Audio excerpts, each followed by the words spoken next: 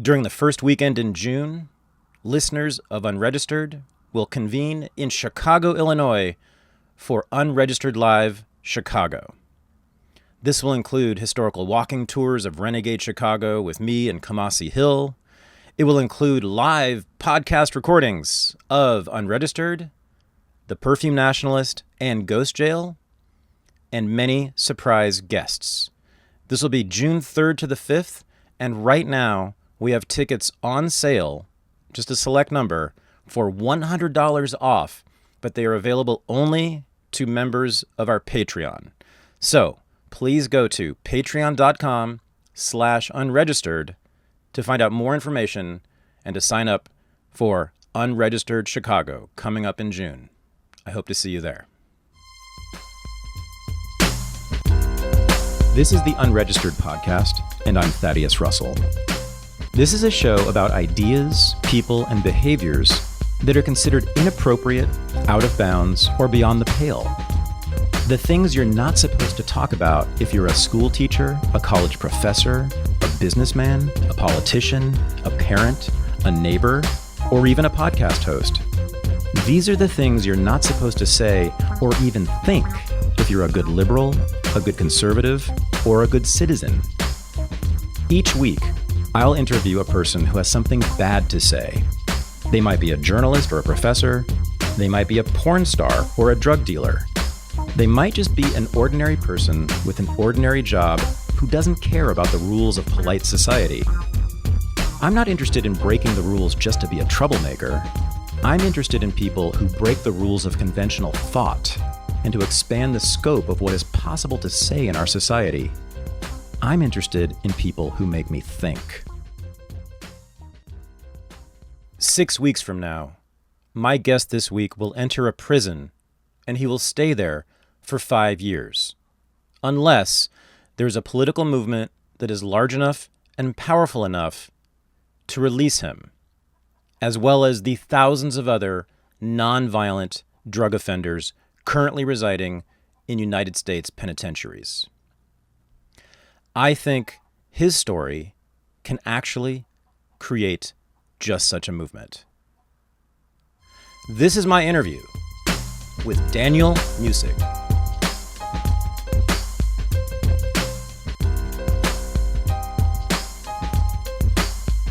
I am joined from Pittsburgh, Pennsylvania by Daniel Muessig. And I first heard about you just, 4 days ago? And it was an emergency. I had to get you on my show because in 6 weeks, you are supposed to show up at a prison and enter that prison for many years and stay there for many years. And the listeners to this show will find that unacceptable. So let's for a lot of reasons, a lot of people will find that simply unacceptable. So we got to let this be known, Dan. So you have one hell of a story, one hell of a history, and I'm just going to let you tell it. And I don't want you to leave anything out. But let's start with just the headline, like why, what are you facing right now? What are you looking at, and why? And then let's go back and tell your whole story because it's an amazing story. Thank you. So right now, I am facing a mandatory minimum sentence of 60 months in a United States federal prison for an 100-kilogram marijuana trafficking conspiracy. 60, 5 years, a five-piece, as they would say in prison parlance. So, and that's mandatory. I couldn't have gotten lower than that under our federal system and guidelines and laws, especially the Biden's 94 crime bill. Because the only way that you can get any other sort of leniency is predicated on some form of cooperation. And I absolutely refuse to do so for the 2.5 years of the investigation. And then when they finally came and got me after I was led to believe that I would get to live my life again and my wife and my family, they came back and cracked me and destroyed everything, kind of torched our life to ashes. And I still refuse to tell. And it made them very angry in ways that we can get into. But that's the, that's. And they wanted you to like roll on other people, right? Basically. Oh, 100%. They wanted me to roll. They wanted me to roll on other people, particularly when it all started. Not all started. When this portion of my life started in 2019, when the feds hit a raid on my wholesale stash location on Cavode Street in the traditionally Jewish enclave of Squirrel Hill, which is where I grew up in Pittsburgh. It's where my parents still live. I'm Jewish. And I ran my crew, my wholesale operation and my crew kind of out of Squirrel Hill. I was Squirrel Hill based. Did we mention what drug? Marijuana. I only sold marijuana and marijuana related derivatives. So no opiates or anything, cocaine or methamphetamine, none of that. I sold weed. I sold wax extracts. I sold carts, edibles, drinkables, whatever. And I had 2 locations. I had a retail location in this bohemian neighborhood called Friendship, which is closer to where I live now in Highland Park. And Friendship, if anyone's ever watched the movie Wonder Boys based on that Michael Chabon book, that is where the professor, I think Grady Tripp lives. Oh, yeah. Like in that old mansion or whatever. Yeah, that's Friendship. It's all kind of like ramshackle old mansions that are like being restored to their former glory, or they're whacked up into these Byzantine labyrinthine, being John Malkovich-esque Warren style apartment houses where students, young people, weird down on their luck people, Hubert Selby characters kind of all like kind of all live. And that's where she's then my girlfriend and fiance, my now wife, lived in when I went to law school. I lived there in Friendship, and I had a retail store that was based in the old apartment house that I used to live in. We basically like locked the landlord out of the basement and turned it into a dispensary like 10 years before dispensaries ever opened in the city. I'm not lacking for chutzpah. No. Yeah. So this is, so let's back up a little bit first. So you're from the sort of famous Jewish neighborhood in Pittsburgh, right? Squirrel Hill. Squirrel Hill. Yeah. By way of Manhattan, like my family's from Manhattan, but I spent my formative years, like adolescence, high school. I went to Taylor Alderdice, which is Squirrel Hills High School. I'm from Squirrel Hill, definitely a member of the Squirrel Hill Jewish community, and definitely a member of the small but proud Squirrel Hill Jewish underworld. Have been since I was a kid. I was going to say, so I've actually done a lot of work on sort of Jewish history, but in particular Jewish gangsters back in the. It's a lineage, man. Like you're part of it. Oh no, 100%. So like my great, I forget what he is, but he's like one of my progenitors or forebears was a Subway Sam Rosoff, who is a huge labor racketeer and bootlegger who built the casino up at Saratoga Springs. And he was like friends with Arnold Rothstein and stuff like that. So no, I mean, it skipped a couple, but like me and my cousin's a tough guy too, but like me and him, I grew up much more privileged than he did. So I kind of like ambled my way through law school and being bohemian and stuff like that before going back to the street shit, whereas my cousin cut straight to the chase. But no, we're out here. There's still some tough Jews. Like there's pockets of us, because I'm pretty. We laugh, we joke about, we call ourselves kosher Nostra, but like we're there's guys still in every city. There's a bunch in New York still. There's a bunch in California. There's definitely some in Squirrel Hill and Pittsburgh. It's like any other neighborhood. It's a really privileged, nice neighborhood. It's filled with high achieving, doctors, philanthropists, CEOs, lawyers, whatever. Right. And then obviously there's also going to be a small subset of people who cater to the needs of that population. And Jews smoke a lot of pot, and sometimes they might want to make a bet on something,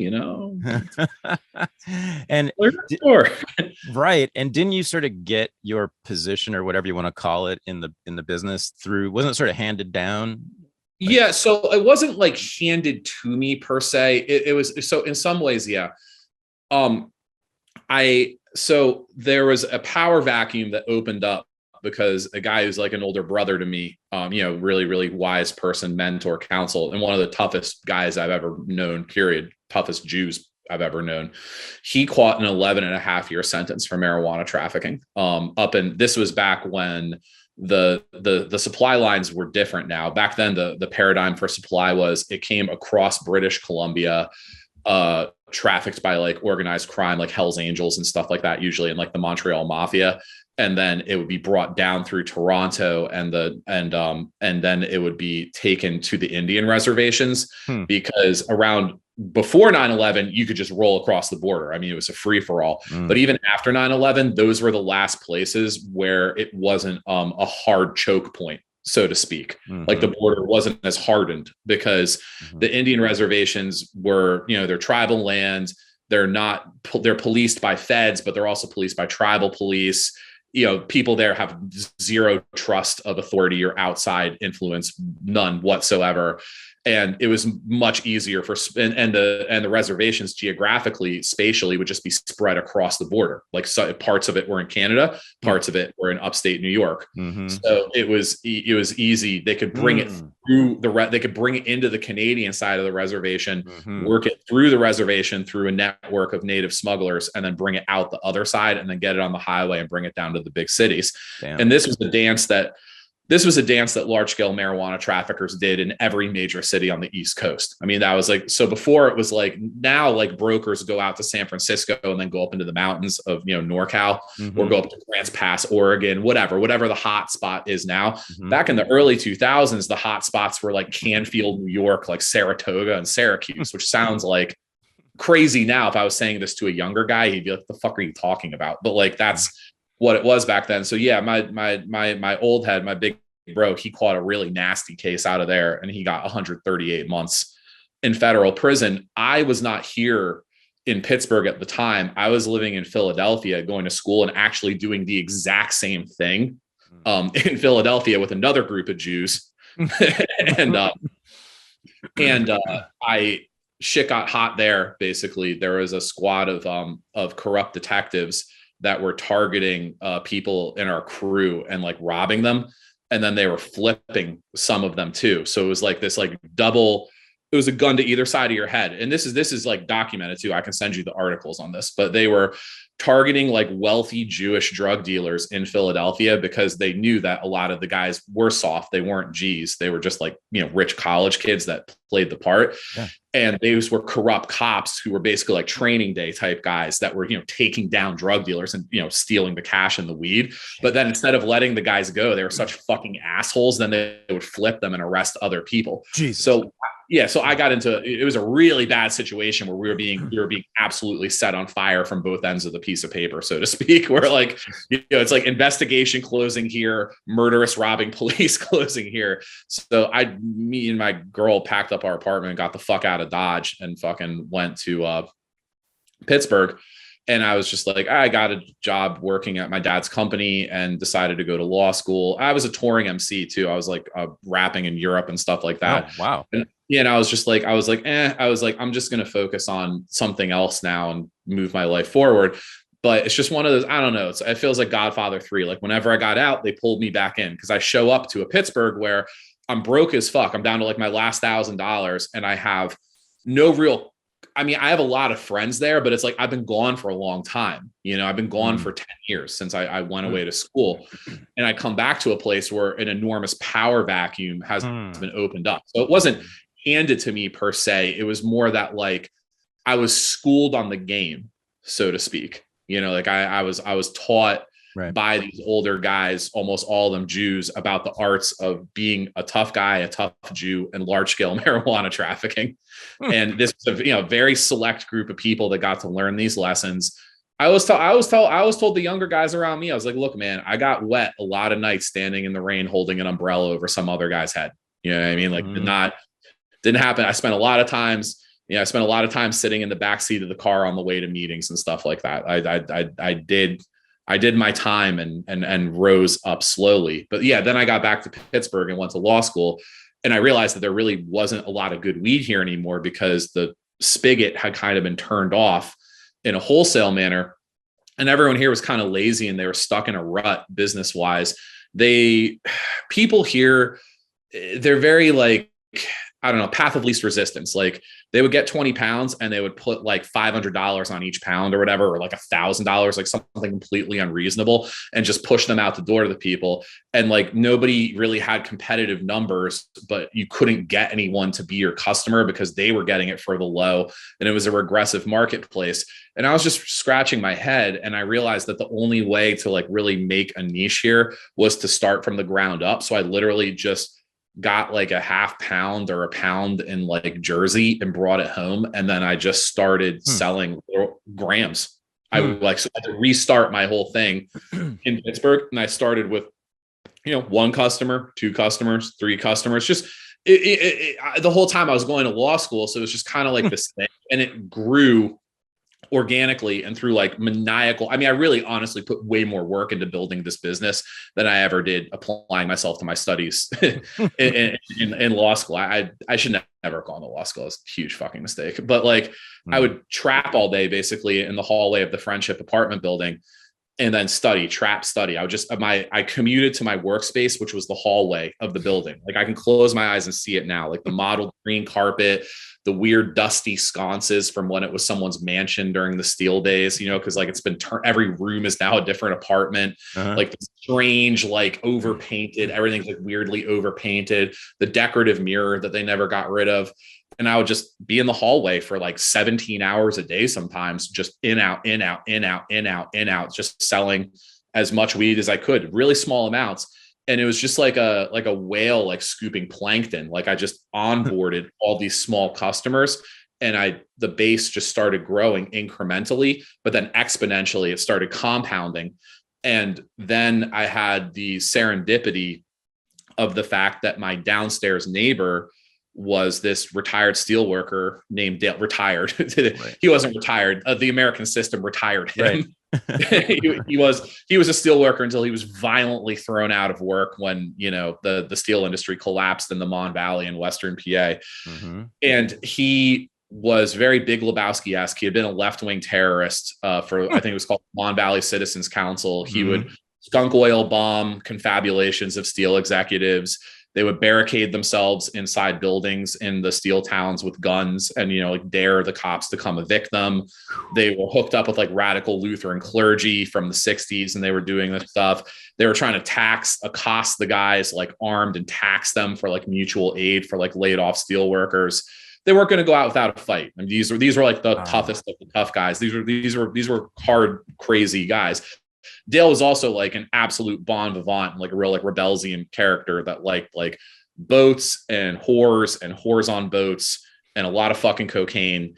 And he, you know, by the time I caught up with him in the like early 20 teens, he was pretty fucking washed. You know what I mean? Like he'd been through a lot of cycles of addiction. He had literally lived in a van down by the river, like that Chris Farley skit. And now he lived in the basement apartment. All these old buildings always had, it was like it came with the apartment, like the crazy fucking Yinzer that lived in the basement. It was like the maintenance man, but I really think they just didn't have the energy to evict them. It was like this strange ecosystem. They were like the troll that guarded the furnace or whatever. But well, you know, Dale would smoke his horrible weed and I could smell it coming up through my floorboards because it's basically like we lived in the same place. We were just separated by a few panels of wood. You know what I mean? We're separated more by the theory of privacy than anything actual privacy.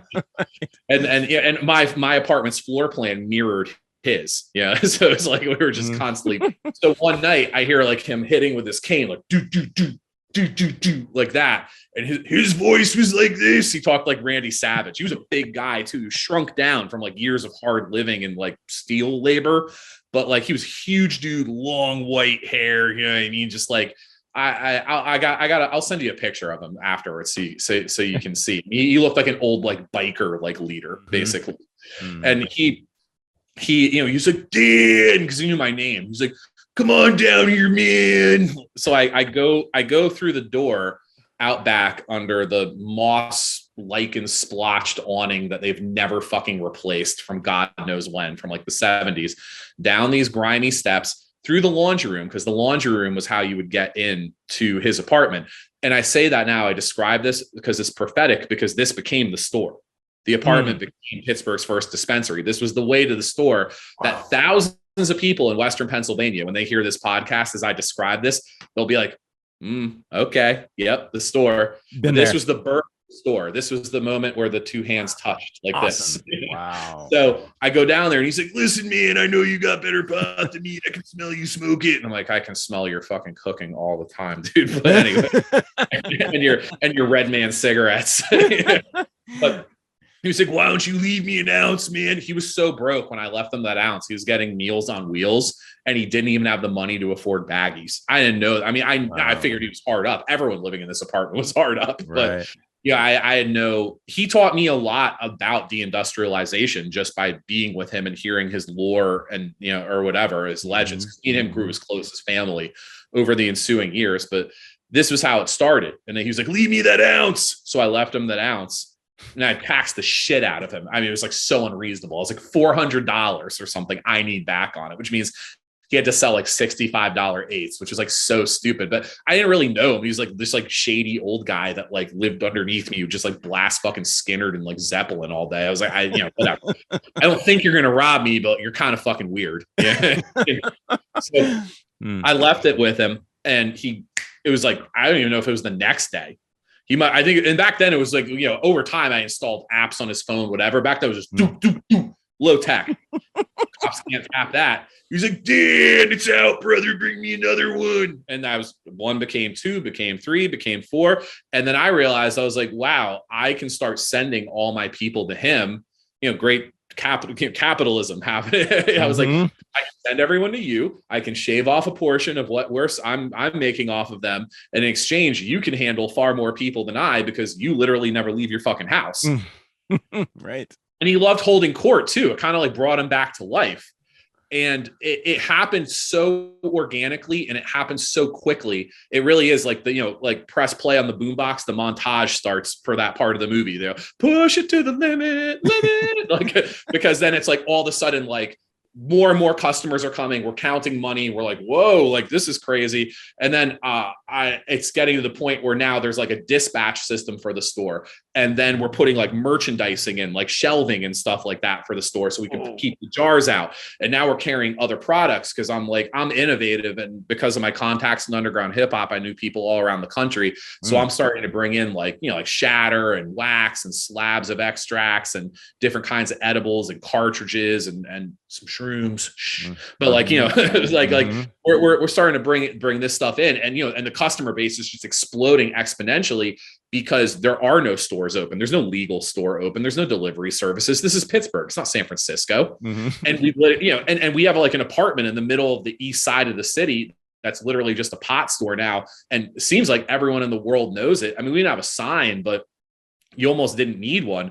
And then we got to the point where we had a numeric dispatch system where you had to come to the door and say what your number was to get let in, to like cut down on robberies or like undercover cops. And then because there were some attempted robberies, we put in a really elaborate camera system where we had you clocked like literally halfway down the street and all around the entire perimeter of the house into the laundry room, which is so fucking hilarious, because this is still the laundry room for the other people who live in this apartment. No, we were able to hook them all eventually into just being customers, but it was really quick question. So security, right? So okay, so some people tried to rob you a couple times. What would you have done if you had caught them? I mean, probably nothing, honestly. And I mean, I don't even feel like doesn't like affect my manhood saying that. Like, here's the thing.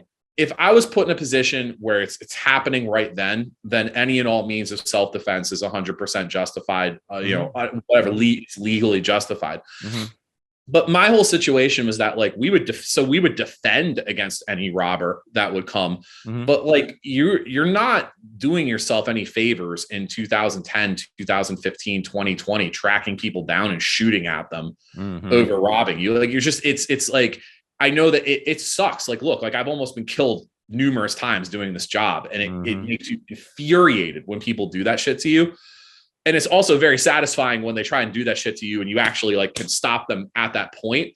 But you do not want to retaliate, because retaliation literally just brings more prison time. Like, it's not going to get you your money back, and you're not going to live another day to earn. It's not the 1980s where like you can like, whack somebody for fucking robbing you and like escape without any consequences. And also in terms of like our value system, or at least mine, it just wasn't like really what I was about. I have no issue defending myself. I will not back up an inch if you come at me, but like, I'm not going to dedicate my life to going to jail over the rest of my life for you if you are a piece of shit.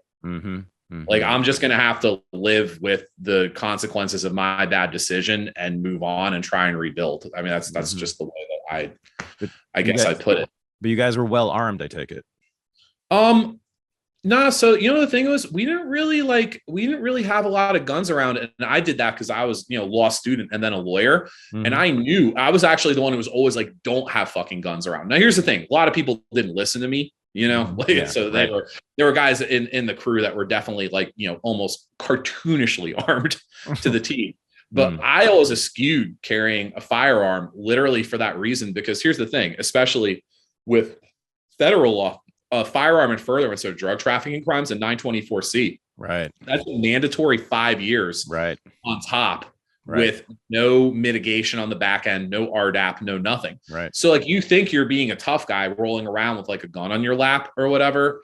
And then you don't even get caught with the gun. Everyone gets popped and then they rat on you and they say that you had a gun on you. And then boom, 924C right on top. That's what happened to my mentor in the game, who's now home and retired or whatever. But that's he got completely fucked because he had a legal firearm, a permitted firearm. When he went up there, he had no drugs on him. He simply had a large amount of cash. But he was walking into a trap. The informants were already working on both sides of the border, and the police effected a pullover in a little, hamlet in upstate New York, right by the border, right by the res. And they caught them with a large quantity of cash and legal permitted firearms. And then that turned into an 100-kilogram marijuana conspiracy with the firearm stack on top of it. So we had to go do 11 and a half years just for having a legal gun. So again, these are things I learned. Right. That, it's like, here's the thing. This is America, a major American city. You want a gun, you can go get a gun. If you need a gun, you can find a gun in 2 seconds. That's not. So walking around with a gun all the time, you're literally just kind of inviting the worst. But what we did have was we had cool medieval defenses, like out of an 80s, like Goonies movie. So what we did was, we had a cool contractor. We had all kinds of, Pittsburgh's like the land of contractors, like, blue collar heaven. So we had cool contractors basically turn South Fairmount into like this like impregnable fortress where we put crazy bars on the insides and the outsides of all the ground floor windows, which again, if there was a fire, like we'd all fucking die. It would have been like that Great White concert in Rhode Island. Yeah, right. Fucking dead, like torched. But we did it in violation of any code. And then we also, he patched in basically to the laundry room, the shitty coin-op washing machine. He patched into the hot water pipe, like the hot water system. And then he put PVC pipes over the top, over the drop plot, the punch board drop ceiling or whatever. And he put them right under the ceiling. And he had little holes in the thing in the PVC piping. And then there was a connecting nozzle that went into Dale's apartment just with a, just a little, and what would happen was if you were, and then he had a liquor store door, he had a grated door that locked and he could open with a buzzer system. So he could serve you out the flap of the door, or he could just close it. Like when you came in, you'd have to give your number. You'd be like, number 3, like 2 cuts, 3 carts, like 4 edibles. Right. All right, come on in. And you come on in and it would close like a dispensary. But if you were trying to gain entry, like with a gun, then that door would lock and then he would go, and the water would start coming down. And at first you'd probably just be like, oh, this is damp. And in about 3 or 4 seconds, you'd be like, ah, because it's like 20 degrees. I mean, it would put your skin off you like a grilled cheese sandwich. Like the cheese like slopping out. Oh shit! Yeah, so less than lethal means no firearms. We were thinking of inventive ways to get around the law or whatever without. But no, we definitely had medieval murder holes. Wow. Okay, so this is when the 2010s. Is that when you're operating mostly? Yeah, this is the 2010s. The store like really exploded. Like after I came out with the commercial and then yeah. And then like I like retired and then the store like really, because then I was around all the time because I ran away from the legal profession as fast as I didn't just dip my toe in. I did like a cannonball and then like climbed out of the pool and like ran away. Sure did. Yeah, sure. I was like, get me the fuck out of this as fast as I could. And then at that point, the store is really, really popping. And I used the store as like my entree into the wholesale world of what large scale Western PA marijuana trafficking, because I kind of had this unique animal, because everywhere else it was like Game of Thrones, because Pittsburgh has like 93 neighborhoods. It's really fractious. All the neighborhoods hate each other. There's all these factions. Everyone, it's a regressive marketplace. Everyone's always trying to come, we call it flipping. You come under someone and you flip them into your customer. You're like, oh, I got these peas for $1,600 a pea. I got like 100 of them. Oh, I got them for $1,550, dude. Then like they call your customers and he's like, well, he has them for a little bit cheaper. I'm going to go with him. You're like, fuck you. You know what I mean? That would happen constantly. Just this, like, it's real Appalachian. Like, it was a Colin Woodard book about how there's like 11 nations or whatever, like about in America. And he's like, Appalachians are like fractious, highly unorganized. They always go with like whoever's the most charismatic guy. Like, they don't give a fuck about like long-term planning or like, you know,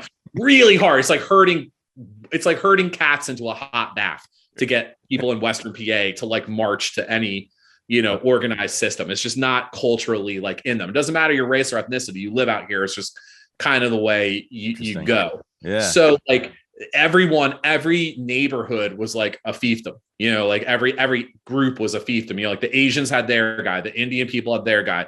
The Jews, traditionally, we had reach over more of the city than anyone, but you had the Italians, and you had the bikers, and you had the black people in all their neighborhoods. And then like the working class white guys, the Yinzers, like in their neighborhoods. And it's like, it was the wholesale game was treacherous just for that reason. Okay. There's so much competition, so much double crossing and stuff like that. But my advantage was that I had this thing, the store, like you couldn't steal the store from me. You know, like these guys were all like trying to go to Vegas and like party with hookers and stuff like all the time. Like I'm waking up every morning and running like a legit organized crime business here. You know, like, so it's like, we're not the same. You know, like we're not the same. So like, you're not going to wake up at 4 o'clock in the morning and go sell someone a gram, you know, like it's not, I would. So I've onboarded all these small people and all these small books of business that I run out of the store. So it gave me kind of entree into that world where I didn't have to tax the way these other guys did. Like I could go bring in a couple £100 and be like, well, all right, let's see what I can get them off for. Because I always knew at worst case scenario, back to the wall, I can just put them through the store. It might take a while, but you put them through the store, you're going to triple your money. You know, you're going to sell them for $40, $50, $60 a cut all the way up. So it's nothing to me. I have the store going all the time. It's open 7 days. We took a half day off on Christmas. I mean, it got to the point never took off Jewish holidays. High holy day? Not even the high holy days. Not even the high holidays. Not even the high holiday. Nope. No Rosh, no Yom. We're cracking on Rosh and Yom. So like after a while, I mean, Dale even had like, you know, Dale started hiring people himself to come. You know, we had like a whole crew for the store. And shifts, it became like a very, very professionalized, almost like a number spot, like very quickly. You know, you had 8 a.m. shift, PM shift, night manager, day manager, count time, like re-up time, the drop, like whatever. Like I'd be like anywhere in the city and like someone would just pull up on me with a paper bag and they would have a sticky note and the money would be decoratively folded, and each transaction for the money would have a number for the transaction, so it's like number one, and it was for a $60 cut. The 3 $20 bills would be labeled number one. Then like number two would be like a half ounce and 2 carts, and it would be labeled what the money was for, and they would have a sticky note attached to the brick. So I literally had like a captioned summary of the business each day. Wow. Yeah. So I really had like a solid, you know, I had that, and I would get pulled up on, get a paper bag with my money, and I could see what was happening every day. So like I had this thing, and it enabled me to kind of just like ice break to a certain point. And everyone else is trying to sell theirs and make $300, $400, $500, $600 a piece, and I'll just put a point on it, 2 points, $1.50. I don't care. And I'm no matter what they could cut their numbers to, I could cut my numbers lower. I mean, I would buy boxes, which a box is 100 pounds. That's like a unit or basic unit of like large scale trafficking on the East Coast. People on the West Coast would laugh. I mean, 100 pounds is like nothing to them. But on the East Coast, that's a lot. I mean, shit, I'm going to prison for 400 pounds. So, you know, it's a lot. I would buy a box and I'd be like, all right, I'll just put 25 cents on it, make $2,500 on the box, just sell it that day. go get another one. Because that was the one thing, is that liberal weed, even by the 20 teens, had been so liberalized in America that it was flooding to the East Coast out of the back doors of all these pretend ostensibly legal operations on the West Coast, where they all backdoor the shit out of everything they have. That's how they make their real money. You know, they backdoor it to us. That's the dirty little secret of the entire industry. It's even now, all that legal industry is completely propped up by us over here. They're like the Ochoas in Medellin, like sponsoring beauty pageants and like raising like racehorses. And then we're like the crack kingpins in fucking DC that actually have to like get this shit off. Like we take all the risk for, I mean, look, it was remunerative, but not as remunerative as it was for the guy who had the side of a mountain. Mm-hmm. And those guys used to go to jail, but they don't go to jail anymore. We're the ones who go to jail. But, you know, like they could, but we could get it from them all the time. So just be like, you know, like I realized I was like, why do I care to make 600 off this if I can just keep crushing competition and pulling more people into me? Because the store is the floor I can't fall below. And I'll just put minimal tax on this. And I just did that in an organized, really disciplined fashion, and just onboarded everyone and steamrolled until it got to the point where I was like the alpha omega. You know, by the time we rolled into the time of the raid, I was it. You know, I mean, there weren't other people listening, but it's not true. I sold. I'm sure you did. Like, you know, the underworld, like we don't put out like an earnings report. You know, there could be another guy down the block who had his own fascinating story. All I know is what the FBI said in their search warrant. Oh, they were impressed. They were impressed. They said, they were like, this organization, you know, is like the largest one of its kind in Western PA, and is responsible for trafficking thousands of pounds in the southwestern, you know, Pennsylvania area. And the United States attorney who wrote that nutty sentencing memo, she did pay me the compliment of saying it was a well orchestrated operation. Oh, well, thank you, ma'am. Thank you. Appreciate it. Yeah. Destroyed my life and killed my friends, but you know, I really, whatever. Yeah, no biggie. Whatever, Dan. Don't be such a bitch. Are you tired of feeling like someone's always watching you on the internet? Maybe advertisers know a bit too much about you, or you're concerned about the privacy of your identity. Using incognito mode, unfortunately, won't solve the problem. But IPVanish VPN is here to protect your right to privacy and help you stay anonymous online. IPVanish helps you safely browse the internet without exposing your private details to the third parties, such as hackers, your ISP, or advertisers. You can use IPVanish on your computers, tablets, phones, even devices like your Fire Stick when you're streaming media. When you use IPVanish, all of your data is encrypted. This means that your private details, passwords, communications, browsing history, and more will be completely shielded from falling into the wrong hands. Even your physical location will be hidden. IPVanish makes you virtually invisible online. It's that simple. You can use IPVanish on unlimited devices without sacrificing on speed. Your computers, tablets, phones, even devices like your Fire Stick when you're streaming media. Whether I'm at home or in public, I don't go online anymore without using IPVanish. IPVanish is offering an incredible 70% off their yearly plan for our listeners with a 30-day money-back guarantee. That's just like getting 9 months for free. IPVanish is super easy to use. All you have to do is tap one button and you're instantly protected. You won't even know it's on. Stop sharing with the world everything you watch, everything you search for, and everything you buy. Take your privacy back today with the brand rated 4.6 out of 5 on Trustpilot. So go to ipvanish.com/Thad and use promotional code THAD and claim your 70% savings. That's ipvanish.com/Thad. So I have a couple more questions about the store, this amazing underground, totally illegal dispensary. Oh, it's amazing. I mean, cheers. I mean, I live in Oakland, so I mean, they bring weed to my door. You know, I mean, it's right. No, of course, it's you like walk out the door and it's like the '50s movie where you walk out the door and instead of getting hit with a newspaper, you get hit with a pound of weed. You know what I mean? And you smell it in the air all the time. But I mean, they deliver it to my door. You know, and it's amazing. Right, instantly, within an hour, I can get anything I want. So first of all, you were running the trap for a while before you blew up, right? With this ad, this crazy ad you did. I want to talk about. But during that time, the cops, what was going on with the cops while you were building it before you blew up? So I mean, like, look, people around me had gotten popped for sure, but like before I blew up, I also like, I mean, I was selling as much as I could at any time because that's anyone's goal, but I wasn't like huge yet. You know, I wasn't like enormous. So, look, there were a lot of close calls. I caught the play a few times where like a guy got busted and came back to me, and I realized that they were, running him. A task force was running him at me to try and set me up. But I could catch those plays, and because the thing with like the state versus the feds is the state's like situational.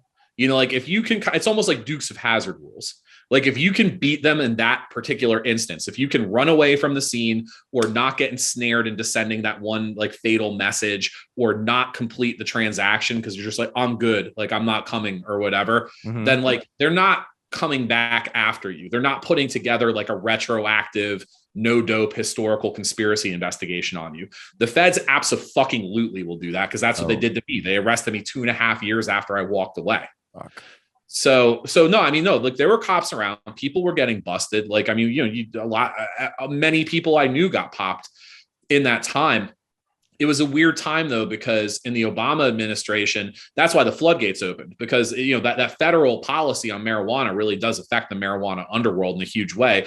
Because once the Fed stopped indicting the store owners in Oakland and the large scale producers, and the store owners in Oakland who are masquerading as store owners, but in reality are just large scale. They're like the mobster that owns the flower shop. Totally. Going the truck out to us. Once they stopped doing that to them, and the indictments here for weed kind of fell off a cliff, the state, they got rid of mandatory minimums in the state of PA for all drugs. I think the state Supreme Court threw them out in 2012 or 13. Oh. So now you're in an era where like there's no state mandatories anymore. There's no state mandatories, and the feds have mandatories, but they're very infrequently coming for weed because it's the Cole memo. Obama's guy Cole and the DOJ, the number 2, he wrote that memo that was like, we're going to de-emphasize marijuana trafficking operations. Like this isn't our primary focus anymore. Okay.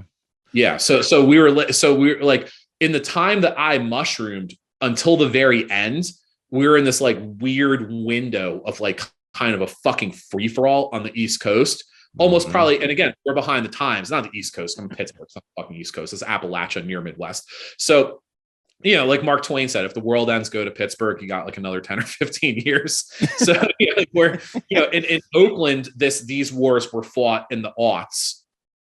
Right. So now Pittsburgh, these wars were being fought, and now it's like we're in that free-for-all period that California was for weed earlier. And culturally too, it was just like a really crazy time. It's like Wiz Khalifa's from Pittsburgh and he's blowing out of Pittsburgh. Mac Miller's from Pittsburgh. So Pittsburgh has just become like synonymous with fucking pot. So like, which helped me like immensely for marketing.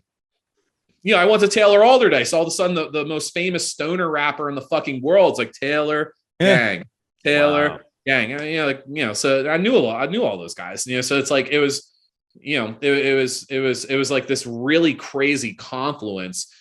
And the store was this amazing thing because it really was a bohemian jazz club in the Village or something like that. Every fucking walk of life was there. Yeah. Like there would be like literal Taylor Gang dudes, like with like the T-God shirts from Hazelwood, like Wiz's people. And then there would be like an 85-year-old physician from Squirrel Hill. There'd be like a real deal Orthodox Jews. And then there would be like blue bloods from the suburbs. And then there'd be like hipster college girls and like straight punks with like the metal and the spiked and the mohawk. And then like super working class, like Yinzer guys, like tobacco chaws and like actual fucking hard hats and a shit ton of attorneys. Cause the whole bar, my whole fucking law school and every, ravers, like whatever, total hippies, like dreadlocks, like wearing like serapes, whatever. And it was like a Simpsons like episode. Everyone would be down there at one time, like waiting in line. And Dale's living room with all of his like cheesy Native American art that he'd get at like county fairs and shit like that, and his like giant speaker array, because he was a DJ too. He called himself the Rockin' Doctor. That was his DJ name, Rockin' Doctor. So like he had his speakers and all that shit, and people would sit there. and get high after they copped because he didn't care. He just let like 3 or 4 people hang out with him while he, walked him through a Rolling Stones album or whatever. And you have the Steelers on if they were playing, terrible towels everywhere, Steelers jerseys hung up on the wall, whole nine. It's just this like amazing place, this amazing moment, because it wasn't corporatized like how it is out West or how it is here now. It wasn't commodified. Right. It was just like, it was still really fucking illegal, but it was like all love. It was highly organized, but it was totally nonviolent. And the people running it, like, we really loved what we were doing. Yeah, we were making a shit ton of money, but like, it was just a really awesome thing. Like, we would just laugh all the time and be like, I cannot fucking believe that we got this going. Like, it was our baby. Man. I mean, when I got into cannabis culture about 4 or 5 years ago, when I got back into smoking it, I was just immediately struck by like how utopian basically the scene is. There's like, now we have the lounges here, so you go and you hang out, and like, unlike an alcohol bar, which you walk in and everybody's yelling and like there's a fight probably, and I would show up in these cannabis lounges in San Francisco and it would be like a lesbian couple over here and an old black man over there and hippies over here and a college girl. I mean, it was everybody, just like you were saying. And there was like no noise, no yelling, no anger. It was just, there's really something special about the culture of cannabis, which you tapped into and then facilitated like in this exponential way. Yeah. Oh no, we flung that Overton window as wide open city as it was beautiful. It was really beautiful. I mean, I remember we basically I said weed's legal in Pittsburgh. We legalized it. That was our joke. We said shit because people would be like, aren't you worried about this? Because we would have a line around. I'm not kidding. I'm not exaggerating. I will bring someone else on to testify, attest. We would have lines around the fucking block when the place would open up at like noon. There'd literally be line down the driveway because it was in the back, which made it really cool. Cuddy, it was around the back, down the stairs in the Pittsburgh accent. Yeah. I mean, like, so Pittsburgh, so you're saying like in Pittsburgh, especially, this is especially remarkable because it's such a fractious, as you call it, place where everybody's fighting each other, all these tribalistic grievances, but weed brought all these disparate. Oh yeah. Just like how it does right now in national politics, where you have right-wing Republicans, libertarians, and totally left-wing Democrats, and then totally statist Democrats. And the one, like, literally, probably the one thing they all agree on is that they like. Right. I saw a precursor of it in Pittsburgh because, Dale was funny because Dale was honestly like the prototypical Trumper, because he was a guy who at one point I'd be like, dude, your lack of self-awareness is so crazy, because you were literally like the, Woody Guthrie archetypal union man with a gun in his hand, like a literal fucking Molly McGuire. And then you became like a crackhead who was like banging hookers all the time.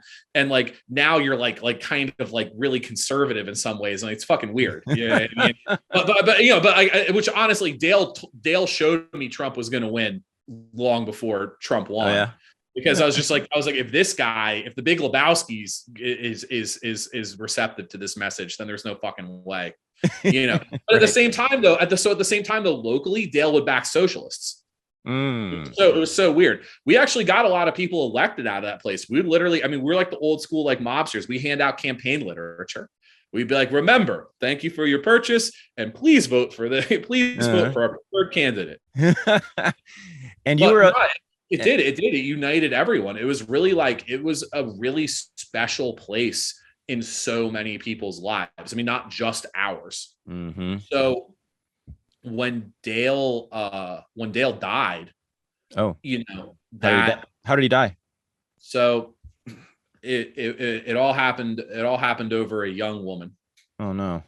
Yeah. So a bunch of things happened. One was, and again, the societal factors, whatever. Dale had one son, and his son unfortunately had addiction issues like Dale had, but this being the 20 teens, not the 80s, his choice of drug was far more lethal, and he succumbed to an opiate overdose, like right at the height of the store. He died. And Dale was, I saw grief in a way that I could never even comprehend before. But he was family, so like my wife and I, we kind of sat with him through it. That never got better. I don't think, you lose a kid, it never gets better. But I think the store helped him a lot. but I also know that he was really lonely, and he was also, he was really lonely, and going back to the chuckling part, and he was also a fucking whoremonger. So he found he was highly susceptible to grifting from younger, hotter women. And look, I understand, like, look, it's a two-way street. I get it. You know what I mean? I'm not moral judgment or whatever. I sex work is real work, 100%. Just in these cases, I think there was some emotional manipulation that happened in the context too that was like really grimy. But in this particular instance, he met a woman from Toronto who was down here, I think, doing the same thing. And she was like down on her luck, and he like went into this like cinder block bar that looked like Moe's. It's called Lou's, and it had like the cartoon hamburger back then. Literally looked like Moe's. Like, it was like their softball team was called the Losers. That was his other headquarters besides the store. Lose in his boat. That was where you could find him. Right. But he met this girl there, and she really got her hooks into him, and they developed this like torrid love affair that like I didn't even know anything about, because I think he knew I'd be like, what the fuck are you doing? And he started spending every penny that he could get his hands on this woman. And it got bad. It got to the point where he was kind of skimming a little bit from the store, and me and him got into it over it. I remember I saw him in the parking lot of the deli the last time I ever saw him. And, we had been fighting about it. He was like, I'm going to close down the store. But the thing is that the store had grown so much. I was like, well, you can't close down the store. I was like, remember, I control the apartment above the store. I was no longer living there, but I kept it. I was like, I will simply move the store 15 feet over and to the right. And you can listen to yourself not make fucking money all day if that's how you want to be. But I was like, look, like I wasn't like, ready to come to blows or like ready to dismiss him or whatever. I just said, like, look, dude, like, I mean, you're not the first person who's gotten bent out of shape over a woman, like I love you. We had a phrase, because he would say it with his son, Gary, and with the other crew of people who were kind of like the core crew of the store. He would say home team. That was his thing. Home team. That was like his little phrase. So I remember the last time I saw him, he was like, things are going really bad with the girl, And I was like, all right, man. Like, I was like, let's like figure this out. Like, what do you want to do with the store? It's almost like that part of the movie. I was like, where has success left us? Like the British rocker or something. Like, look at us fighting, like we should be like brothers. And I'd sent him a message, and this long message, because he sent me a message about, he's like, I hate this, like, like, and I was like, look, man, like, whatever you want to do. I was like, I love you, dude. Like, I love you. I was like, you're my guy forever. And I wrote home team, and he never wrote me back.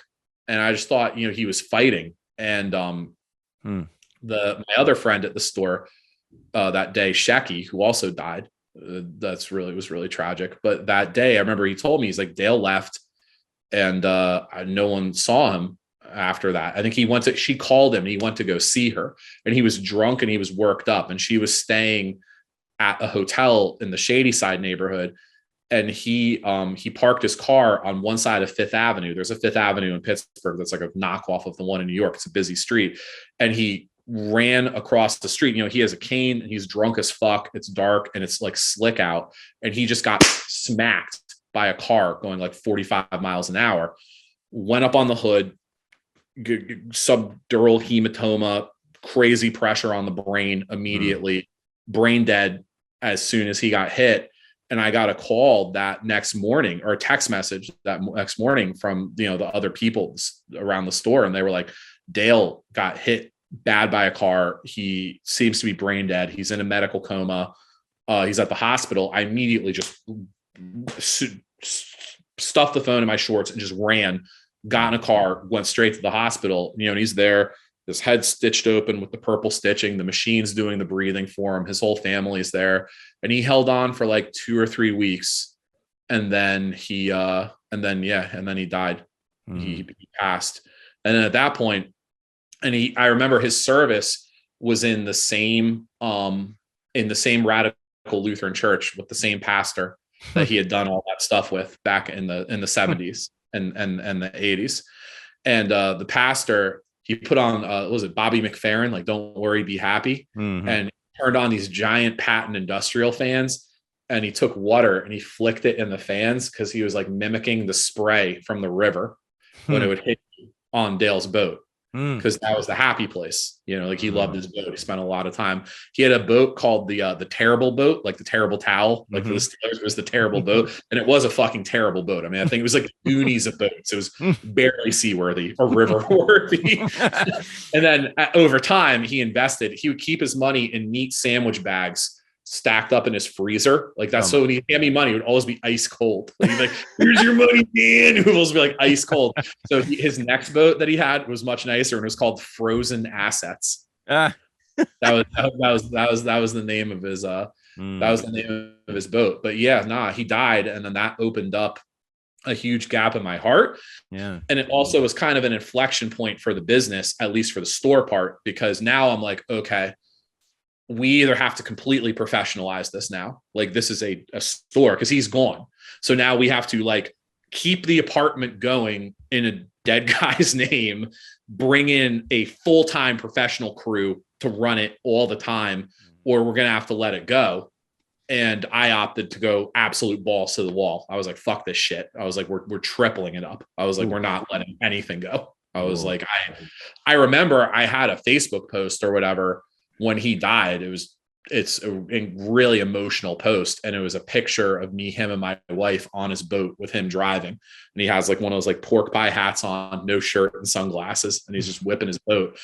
And he has one of those American flag, I think Budweiser cans or whatever on the hood.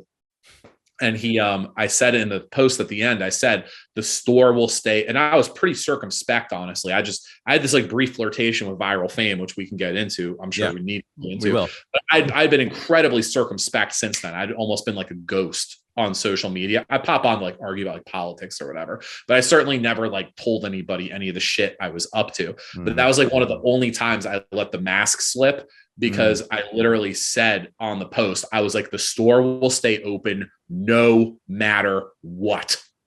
Like gauntlet drop to the universe.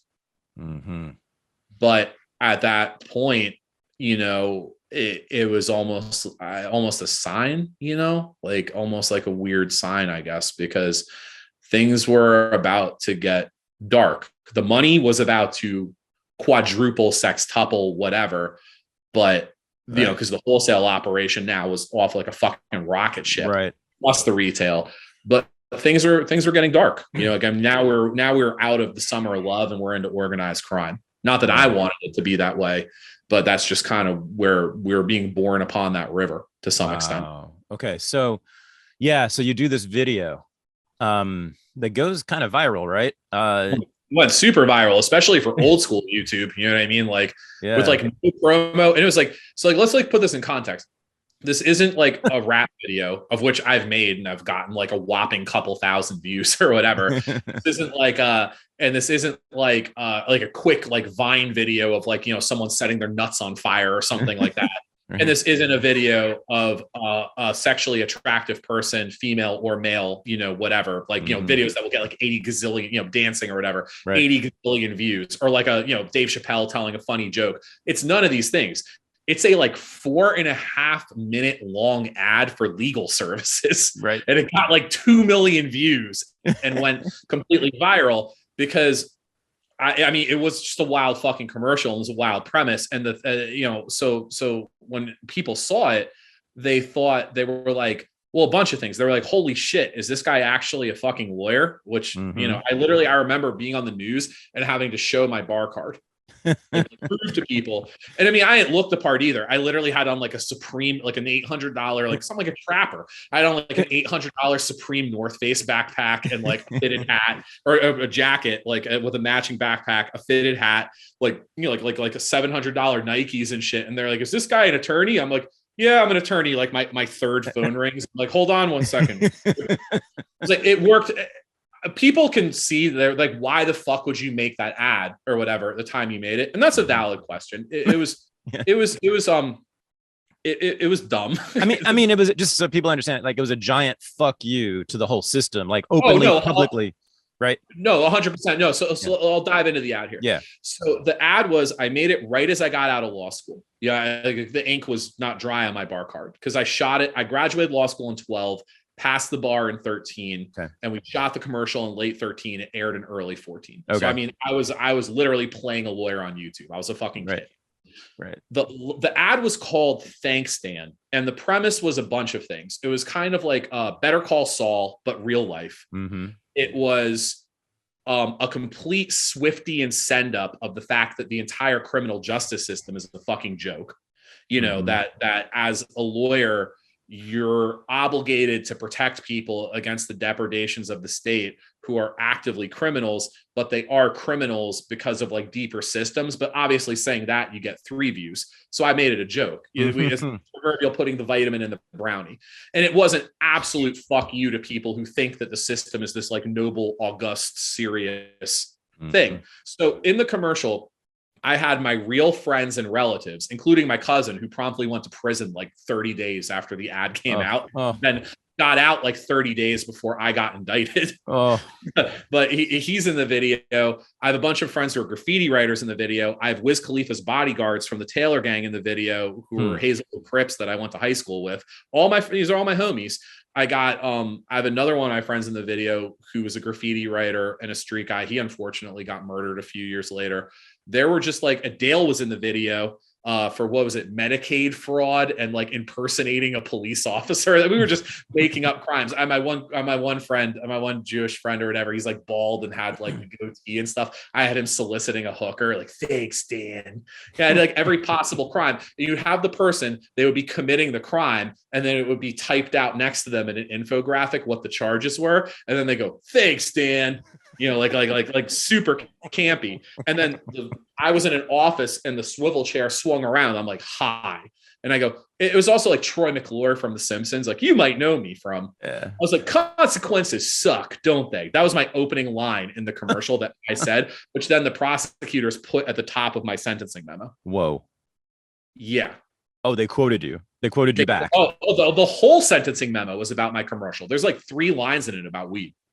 Oh, I'll send it to you. It went viral on Twitter. I mean, I'm not. So this is the reason then. This is the reason. I'm factually guilty of being a large-scale pot trafficker. Yeah, I'm not. I did what I did. You can feel how you feel about it. But the impetus for them investigating me from the raid on the way that they did was 100% because of the commercial. So like this commercial in itself was like an 80s movie, like me and my scrappy band of underworld cohorts and stuff like that. Yeah, I have my friend who's a war hero from Iraq coming out my apartment window at South Fairmount Street where the store was, the trap was. I think he had like a toaster under his arm or a DVD player. He's like, thanks, Dan. I said like the craziest look. They're all my boys. They're like the craziest local characters in the entire in the entire world. And the commercial went off like a fucking grenade in a car trunk. I thought it was going to get like 20,000 views, and it would just like get my name out there enough that I could get some clients. Because the truth of the matter was, I was always trying to do other things. It was like the thing that I was really virtuosic at was marijuana trafficking. Yeah. But I wanted, I was like highly overeducated. I wanted to do academia. My dad almost has a PhD from the University of Chicago in Russian history. And he was like, yeah. Okay. Like he was like he dropped out. He got my mom pregnant in the middle of his thesis. And then he started, he became a trucking salesman. Now he's like the CEO of a big trucking company. But, because when you're a boomer, your life's a fucking talking head song. You might find yourself in federal prison. But so I wanted to do that stuff, I wanted to do other things. It wasn't I had this push pull. You were actually trying to further your law career with this? Yes, I was. I didn't just do this to be like, fuck you, I'm a criminal. Like my idea was, I was like, because I came out of law school in the most horrible marketplace for legal services ever.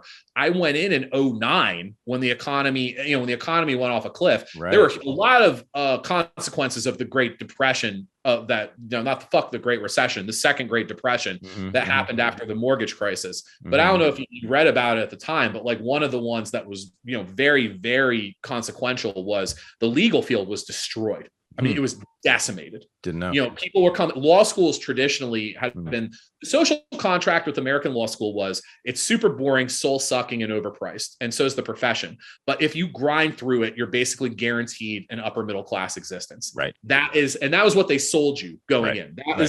I think you're an educated guy. You're a little bit older than me. You got friends who are lawyers. You know this social contract. They have said the exact same words to you. I know they have. Of course. Yes. Of course. Yeah. I considered it. I was this close to doing it too. Yeah. Right. There you go. Exactly. Of course, I was an underground rapper at that point who didn't want to fucking traffic weed, and I couldn't do computer shit. So I was like, okay, what am I going to do?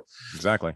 So the market, so people are coming out. Our dean of our law school got fired because Career Services posted an advertisement that said that that law students could make money handing out flyers for nightclubs that summer. Like that's how dire the market was. I had a friend who was making a living as a card sharp at a casino in West Virginia. Wow. There were female students who were escorting. I mean, it was like, again, it was total millennial dystopia. You know what I mean? Because like the societal institutions were collapsing, and we're just going through the motions at this school where there's 90% unemployment coming out. Oh, you know what I mean? And everyone's like, what the fuck are we going to do? So I hung out my shingle as a solo practitioner, criminal defense attorney with 0 days of actual experience in a place that is one of the most moribund, hidebound, old school Allegheny County, Pittsburgh, William Pitt, old place, old people. Guys were like 90 years old, still practicing, driving giant chromed out Cadillacs up the court. They got all the good lawyers. They were all known by one name. That was what I noticed. A lot of them were Jewish, and they were all one name guys. You know what I mean? Lee. I got to get Lee, or he's not Jewish. Chuck, got to get Chuck. You were in if you had one name. You know what I mean? Like Saul. Like Diff. You're Diff. So I was like, all right, I got to be Dan. I was like, the only way I can make money is to be Dan. I also can't wait until I'm 67 to make money. Right. Like I got a wife I got to take care of. We're trying to have a fucking family. And I got really sick right when I got out of law school, and I had a colostomy bag. I almost died. Jesus. So I had like, another super millennial situation. I had like $300,000 in medical debt. So I had some moves I had to make. So it was either like I was either going to move forward by selling weed, or I was going to move forward by being a lawyer. I gave it an honest shot. I mean, nobody would fucking go to law school if they weren't trying to be a lawyer. I mean, I guess if you're like real freak and you wanted to be a politician or something, but like, nobody would subject themselves to that shit if you weren't trying to earn a living. So I put the commercial out, and it succeeded so wildly in spite of itself. I mean, it was like, again, I planted a seed, and it's like fucking Jack and the Beanstalk. I'm like, well, there goes my house. Like now all of a sudden there's like talking heads arguing about me and shit, fucking op-eds. Meanwhile, I'm trying to be a lawyer, and I got Dale in the fucking trap. You know what I mean? Like things are a little crazy, I'm like, yeah. God damn, dude. Yeah, bro. Like it was what? Yeah. So I realized very quickly that I had absolutely no future as a lawyer. I mean, for a lot of reasons. One, temperamentally, I wasn't suited to it. I'm really fucking disorganized.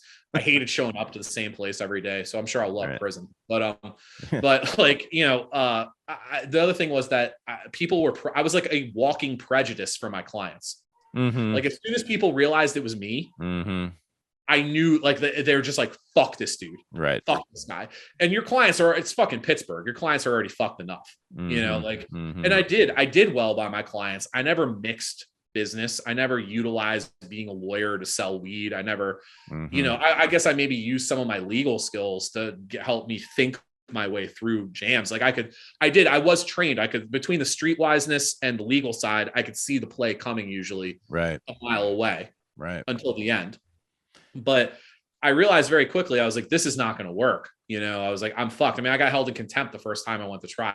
This is like, this is bad. This is really, I got held in contempt again in fucking, like, where is it? In court in like Scranton or like the Poconos or something. I got held in contempt out there too. And I was like, well, I guess I'm not going there anytime. There's a warrant for your arrest. I'm like, well, not going there. See you, Monroe. Because I was like, I'll practice in all the counties in Pennsylvania. I was like, cross off Monroe County, can't go back there. Indefinite jail time awaits. Whoa. Yeah. And it also what happened was I was kind of like, I called myself the private defender, because basically I took a lot of cases for people I knew, or even people who knew people I knew, for free or next to free, because I had another source of money. And I was kind of like socially minded. And I just like, I don't know. I was like, all right, if people are fucked, I could help them maybe, but like, so I was basically like working a free job that was only going to hurt me and like maintaining this shit for no reason. And I was just like, you know what, dude, I'm just fuck this shit. I'm just going to go fucking sell weed. I just like threw off the suit, threw back on the fucking tie-dye shirt and the Montreal Expos fitted, went back to the fucking, went back to the trap. And that was, things mushroomed, Dale died. And now we're at a serious inflection point where it's like, okay, do I stay pro-am or do I bubble this the fuck up? Like, I mean, really just, hit the launch button. And, I don't know if you've gotten a sense of me temperamentally. I mean, it wasn't even like, split. I was like, launch, most biggest. I mean, again, because I also, under all this too, was this whole like kind of like underworld, like Luke Skywalker thing that I had going on where it's like, it is mine. I will unite the East Side. I will be the boss. I'll be the leader. I'm gonna take the throne back. I'm bringing the crown back to Squirrel Hill where it fucking belongs. I was like, I can do it. I was like, I knew I could do it. Now, I wasn't sure I could hack a legal career out of here, but I knew I could bring the crown back to Squirrel Hill, and I did. Wow! At the cost of my freedom, but I did. I brought it home.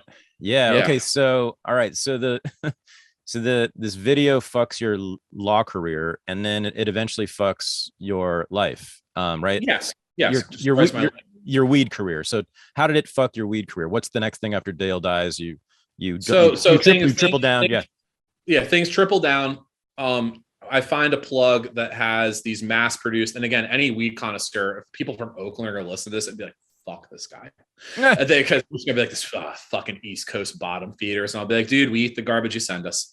So give us AAA ins for a reasonable price, and we wouldn't be having these podcasts. But so there's this stuff called Asian ins, and they were basically like dialed in strains. There were like platinums, Bubba Kushes, mostly OGs, and this strain called White Gold, or so they called it White Gold. Who knows what it was? And they're very dialed in, and they're grown by Asian organized crime in California, like Asian syndicates, and they blow out grow houses. Like they turn residential neighborhoods, like the whole neighborhood, into grow houses. Like I think there was one like they found one up in Sacramento where it was like the largest real estate seizure in United States history. Where they took hundreds of millions of dollars of real estate off like these massive Chinese syndicates, because every one of these large houses in Sacramento, and what the cost of a large house is in Northern California. I mean, they're millions, each one, million, 2 million, 3 million, whatever. These guys just had like hundreds of these houses in a row or close to each other, and they blew all of them out. And, I can surmise what they were growing was the same shit. They were growing, they would call them the Asian Plats, the Asian Bubbas, and the White Golds, the WGs. And these were like, for a connoisseur in Oakland, people would be like, I wipe my ass with this bud, but for, Pittsburgh in the Rust Belt, this is what people wanted, because people here, they couldn't afford, like, look, I had all the real shit. I had real cookies. I had cherry pie. I had real Gorilla Glues. I had Death Star, like the Quad A's, the 5-star shit, whatever, the $3,000 up $4,000 a pound stuff. You can only break it down. There's no wholesale market for that, because people here can't afford that shit. The pound dealers, they can't afford that.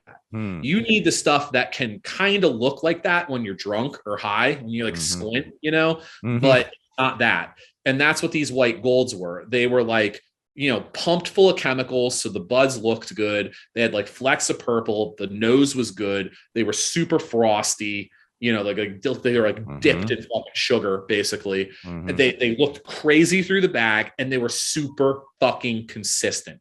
No matter how many of them you got, they really never deviated between a certain mean. So it was like perfect for just like steamrolling a place, because you just throw these in, and for all the price, because the price conscious trappers, this is what was going to work. So I developed a theory. It's strictly intuitive, because I can't even do long division. I'll be in prison with some stockbroker and explain to me how this worked. But this like macroeconomic theory for like dominating the wholesale weed game, where it was flat pricing. Because normally what happens with weed is it's like, like businesses do this. Like no one knows what a price for something is. Like you call a guy and you're like, I need my floor done. He kind of like takes a look at you, listens to you on the phone, and he tells you a rate. You know what I mean? It's not a flat rate. No one ever has their shit on their website. That's for like food. You know what I mean? But like for other things, like, you know, like it's like a car. The price is the fucking price the guy can get you to pay. Right. So for weed, what people would do is they'd be like, well, if you're going to buy a lot off of me, then I'm going to tax you very little. And if you buy a little off of me, I'm going to tax you a lot. And I'm also going to constantly try and juice my tax up on everything. Like I'll always try and get more points for myself in the middle. So what I did was I went to a strictly unitary, no exceptions, flat pricing schema for my wholesale because I still have the store behind me. For the white golds, especially. I mean, before, you know, I had some sway. Now it was literally 1 point a p. I charged $100 for every pound I sold. If you bought one, I charged you $100 per pound. If you bought 200, I charged you $100 per pound. It freaked people the fuck out because they're like, what the fuck? But what it did was it basically put an economic gun to the head of all the other traffickers in the region for marijuana because it forced them to purchase from me. Because if they didn't pay that point to get this shit, then it would simply, I would charge their customers a point. I wouldn't have to look for them. In a few weeks, they would be replaced by their number one customer because that guy would grab it for a point. So if they wanted to hang on and make 3 or 4 or 5 points afterwards, they'd have to put their pride aside and stop fucking with their individual plug out of town and fuck with me. Solely. Rock with me. You got to rock with me solely. I'm only putting a point a joint. But if you don't come to me, I'm just letting these go, player. Just letting them go. I'm letting a couple boxes go in the city every week. We're going to see what happens. Right. Fuck your whole fucking scheme up. You know, you're not going to get 2,000 a pound for this stuff when I'm just dropping it on your people in the teens. Or you can just come to me because that's easier. I'm not trying to make more off you. Right. And also no one could argue to me about price anymore. No one could chisel me. Oh, bro, I could get it cheaper. I'm like, bro, I'm putting a point on these. If you don't want them, your customers will. I'm good. Right. So that's when things really, that was like Voltron, or, you know, the Death Star is fully operational. Like we're humming a little bit too fast and hard. It didn't really. So we didn't do anything per se to get ourselves caught in the immediate. What happened was, and all this stuff stems out from the Mon Valley, which is all where the steel manufactories were, where all the steel was. There's another highly depressed Mon Valley town. You know, Dale's from the Mon Valley. A lot of the guys who work for me are from the Mon Valley. There's a town in the Mon Valley called Braddock, PA, and that was where I think it's the Edgar Thompson. Edgar Thompson's in Keysport. There's U.S. Steels out there or whatever. Huge steel factory. You know, huge steel plant. And it's kind of open now, but the amount of jobs that were lost out of Braddock in the 70s and the 80s just plunged the area into, you know, Detroit level depression. Right. Took what was once a flourishing economy where you had those working class millionaires of yore, right, you know, and it turned people destitute, you know, like Dust Bowl poor overnight, a few weeks, a few months.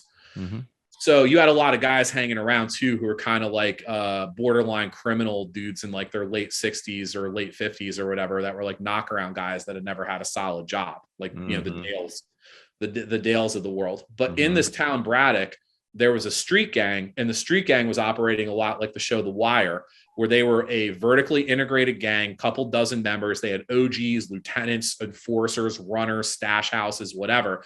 And they completely had, you know, this is like a 2 police car town of like a couple thousand people. All these guys are from this rough and tough town. And these guys are hard dudes. They take no shit. They don't fuck around. It's like guys from like Vallejo or something like that. Yeah. You know, like it's outside the city, but they're as tough as anyone who's in San Francisco. Totally. You know, they're not, no, you know, nobody's Modesto, whatever. No one's going to mess with these guys. Right. They had their 2-car police department on the run because they're selling fentanyl, powder cocaine, crack cocaine, bagged heroin, pills, and they're selling weed because everyone sells weed. And they're called the SCO Gang because they were named after General Scott High School, which was the high school in town. And also Braddock is where it's where John Fetterman was the mayor, and he, you know, effectuated, or at least tried to effectuate a turnaround there. So there's also like a lot of arts coming in there, a lot of hip stuff. It's a place prime for gentrification. I always notice that they always indict in Pittsburgh in the neighborhoods where they need to gentrify, because, you know, it's easy. You know, you just take a giant group, sweep all the men into federal prison. Then the families can't hold on to the rentals, or the homes they own get seized or they go into default. And then the developers can scoop them up for the low. and they can repackage them as riverfront condos to artists and hipsters. Wow. Could be. You know, clean up the neighborhood. You know, it's like, because a lot of neighborhoods need cleaned up. I wonder why they always hit the ones that are like waterfront property that are still ghettos. It's weird. That's right. Yeah. With great housing guts. Yeah. It's almost like a realtors with the U.S. attorney. Like, no. Right. Yeah. That one. Definitely. Yeah. So Fetterman became a national figure. He's the mayor of Braddock. Is that? Was the mayor of Braddock, and he yeah. used that as a platform to become the lieutenant governor of Pennsylvania. Right. And now he's running in a Senate campaign against the former federal prosecutor for the right to square off against Dr. Oz. Right. And and Fetterman's kind of like a lefty Bernie type, isn't he? Yeah. He's like a populist lefty Bernie type. He's definitely pro weed. I would appreciate it if you shouted me out, John. Where are you at? Yeah, you know, really. I appreciate him having a little bit of balls here, you know, because his thing is like, he's like, I don't fuck around. I'm plain spoken. I'm a man of the people. And I like him. I honor him to that. You know, I don't think he's a bad guy. And I know he tried very, very hard with Braddock.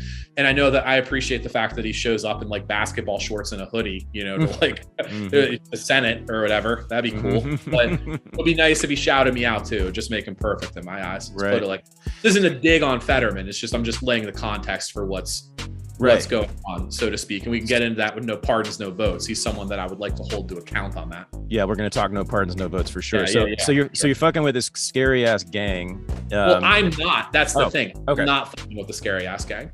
This scary ass gang exists, and they're under heavy. They don't know it, but the local police have enlisted the help of the task force, who has brought in the feds. Yeah. So the feds then they write the Title III applications for the warrants for the wiretaps. And then now this gang is, you know, they're in the matrix. They got their phones are all tapped. Oh. They have the geo trackers on their cars. Oh. They got paid informants coming up to them in regular rotations, wearing wires and video, buying off them. They have pull cameras that are statically and actively tracking where they are. They got it all. They're getting hit with the full, like a mafia family. They're getting hit with full weight of federal criminal law enforcement. I have no idea that these guys exist at this point. I'm still selling my weed in Squirrel Hill, brought the crown back to Squirrel Hill. Things are rocking. My biggest problem is keeping shit in. After all these years of shoveling shit uphill in a regressive marketplace, now I'm uphill. You know what I mean? Yeah. I may cast my shit down upon thee. So that's what I'm doing. I'm just fucking dumping fucking, you know, truckloads of white golds into the city. That's that's non-violently. Yeah. But that's, and plus the store is humming. So what happened was they're tapped. A guy who is a independent, not a gang member, but a free floating polysubstance dealer. You know, he sells everything too. He works with a lot of people, but he's also selling weed and I think some coke to the gang. His phone gets tapped because he's talking to the gang leader on his burner phone, and they tap his burner phone. Right. So then from there, and so something I would like to say real quick, an aside about tradecraft. If you have a burner phone and you don't use encrypted apps and you don't use an IP, something that throws your IP like a VoIP, and you don't toss your burner phone frequently, then once they start tracking, geo-tracking your IMEI and all that stuff, your burner phone is just your phone. Like, it doesn't matter if it's in someone else's name. You know, like, these guys, they think they're cool because they have a burner. I'm like, they just literally narrow your burner phone down to your house. And then they're like, here's his burner phone leaving in his car. Here's a picture of him. We can surmise that this is his phone. Let's tap it. So that's what they did to this guy. And then a customer of ours started talking into that guy's wiretap, unbeknownst to us. I had no idea. So a guy who sold weed to the gang bought weed off a guy who bought weed off of us. That's what happened. So by April, this guy's talking into the wiretap about selling weed to this other guy. So now the feds are following the breadcrumbs out of the Mon Valley, up the river and into the city. So they start tracking this guy. They slap trackers on his car. They geo-track his burner that he doesn't throw out.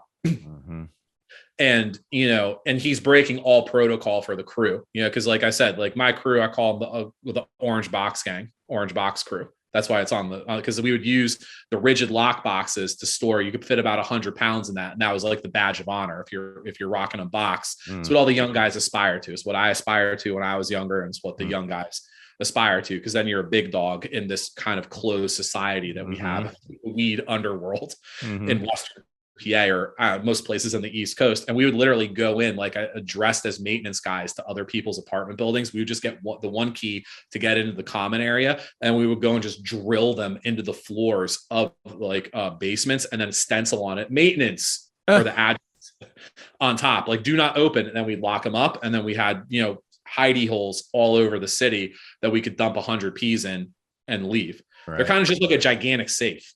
You know what I mean? Right. They can leave anywhere. Because if you left the safe out, you can leave them in the street. Guys leave them on job sites all the time. Contractors, construction workers in the city. It's where you lock up your tools that you don't feel like hauling back and forth so that people don't steal them at night. Wow. But you can also, and they're really hard to get into. I mean, unless you have like an angle grinder and acetylene torch, like multiple crowbars. I mean, you really got to go at these things to open them because they got 2 master locks that hold them down, with like the metal hasps. So you really have to and they're made of like solid steel. And they're orange. So, I mean, you really orange. Yeah. Orange. Yeah. Rigid. Is it? So it's like a decentralized bank. Is that basically? Yeah, totally. Okay. 100%. Because you could, I mean, because like, look, you can get into them. I'm not saying it's like Fort Knox. I mean, some people could, but your average asshole that's going to try and rob you, even if they kick in your door, confronted with one of these, it's like, all right, what do you have? A baseball bat and a gun? Oh, I hope you got a couple weeks, dude, because like you're not getting in without like actual tools, right? Blow torches. Yeah, blow torches and shit like that, or a fucking rat that lets the cops in. But I digress. So our rule for that was I was a bunch of things. Always, no weapons, like don't do it. Always use encrypted apps on your phones. Toss your phones frequently, because I only did that. I was never picked up on a wiretap ever. My messages were never intercepted. And then the other one was don't sell weed to people who sell other drugs. It's just not worth it. Don't be greedy. Don't sell weed to people who sell hard drugs or are hard drug adjacent. Okay. It's not worth the trouble. It's a more violent milieu. I'm not judging. Yep. I'm just like, I'm just saying it's a more violent milieu, and the law enforcement scrutiny is exponentially higher than it is in normal, in our context. Right. That's how you get yourself on the radar. They're not looking for weed. You want them to know about you. Okay. This is how, and this fucking asshole did this and did not tell us clearly. He, in fact, hid that he was doing so in the midst of the investigation. Once he's selling weed to the guy, and now the investigation is shifting out of Braddock and focusing on us, and we don't realize. You see little signs retrospectively, looking back now. So he claimed that he was pulled over crossing the Hot Metal Bridge into the South Side after a re-up. And he was like, the cops took my money, but I can show that I make X in taxes, so I'm going to get it back. People would call me. I was like kind of like the freelance consigliere for like the Western PA underworld because of my law degree and like my street smarts. So I was always putting out fires for people, and particularly people in my crew. So this guy calls me and he's like, dude, I got pulled over. The cops took my money. I was like, damn, that's fucked up. He's like, yeah, I talked to my lawyer already. He said it was like a checkpoint for narcotics because like all the white addicts come in over this bridge to get into the city to go buy heroin and leave. And I should have dove deeper into it, but with the information he gave me, it seemed plausible. I was like, that seems plausible or whatever. And he even like knew the cop that pulled him over, which was like weird. I'm like, who the fuck, like what's going on here? But again, I was like, not knew the cop, but he was like, it was this guy, probably because the cop said who he was or had it on Shield. What I realized later after the fact, reviewing evidence, was that he himself was not pulled over. It was actually the guy that he was selling to who sold hard drugs who got pulled over. He simply wanted to hear my take on it. So he duplicitously substituted himself into the narrative so that I would not ask. Because if he had been like, yo, my boy got pulled over, I'd be like, okay, well, who's your boy? Let me run his name through databases. Let me see what's going on with him. I can answer your question more intelligently. And then as soon as I did that, I'd have been like, oh, wait, this guy definitely sells hard drugs, dude. Like, I can tell. You know what I mean? Like, I know who he hangs out with. I can look on social media, like whatever, like what's this guy's deal? Like he only sells weed. And then I would have come to him and had a come to Jesus moment basically and been like, him or us, like, cause I'd done this before. I'd shut down, walked away from people before. Cause I was like, it never works. It's always bad. Mm. You're either going to bring robbers back or you're going to bring the cops. It's one or the other. Okay. But this guy out agreed, because he was probably juicing this guy 3 points on every pound and selling 30 a week. So it was like $9,000 a week or something, $9,000 a week times. So, 400 plus grand a year out of one guy, at least 3 to 5 out of one guy a year, one guy. He's not giving him up. He's not. He's just gonna close his eyes and pretend that the warning, because he's seeing these warning signs far more clearly than me. I'm at a remove. Mm-hmm. He's seeing these warning signs very clearly and says nothing. So then what happens is a few days before May 24th, 2019, I'm sitting in a car with my old head, my mentor, the guy who was retired. And I was complaining to him about a litany of stuff. And I'll remember this conversation because it was prophetic, basically. And I was talking to him about a bunch of shit. And I was like, dude, I think my workers are chiseling from me. I was like, my margins suck. I'm only making a point a P. I was like, I'm making so much money. I was like, people want so much. And I got to have 4 different suppliers now. It's just running around the clock. There's vans coming in, trucks coming in, every planes, trains, and automobiles. You know what I mean? It was so much happening. And he just looks at me and he goes, hey man, you want some advice? And I'm like, yeah, sure. Shoot. What's up, bro? And he's like, why don't you, because I always talk so fondly of San Francisco. It was our happy place. And I never went out there to sell weed. I literally just went out there with my wife because we loved it. And he was like, why don't you just pop open all your safes, dig up all your money, turn your phone off, throw that shit in the back of the car and drive to San Francisco. And I looked at him like he was, I was like, are you fucking nuts? I was like, dude, I'm on top now. I can't, I'm up. I'm like what you were 12 years ago, I was like, look, you're retired. God bless, welcome home. But I got shit to do, man. And he was just he's almost exasperated. He was like, look, bro. He's like, I love you. He's like, I'm just being honest with you right now. There's signs that you see. He's more spiritual than I am as a Jew. He's he's such a gangster. He calls God the big fella. He's like the big fella, good fella. Gives you signs. And he's like, let me tell you a story. When I was up in upstate New York by the reservation, 2 months before I got cracked back in 2006, I got pulled over by a confluence of law enforcement agencies for no reason. I had nothing in the car. I was clean. I literally was driving 8 hours to talk to someone face to face. I was trying to be careful. And the cop comes up to me. One of them comes up to me. He's like, I'm spitting fire. I'm like, fuck you. You got nothing on me, snarling, whatever. And this one guy's fishing game. And he's just like, look, man. He's like, I don't want to fucking be. He's like, I'm fish and game. He's like, I'm a Fed, but I'm fish and game. He was like, why do you think I'm here? He was almost just begging him. He was like, dude, you got a family. He was like, you got people back home. He's like, just stay the fuck in Pittsburgh and never come up here again.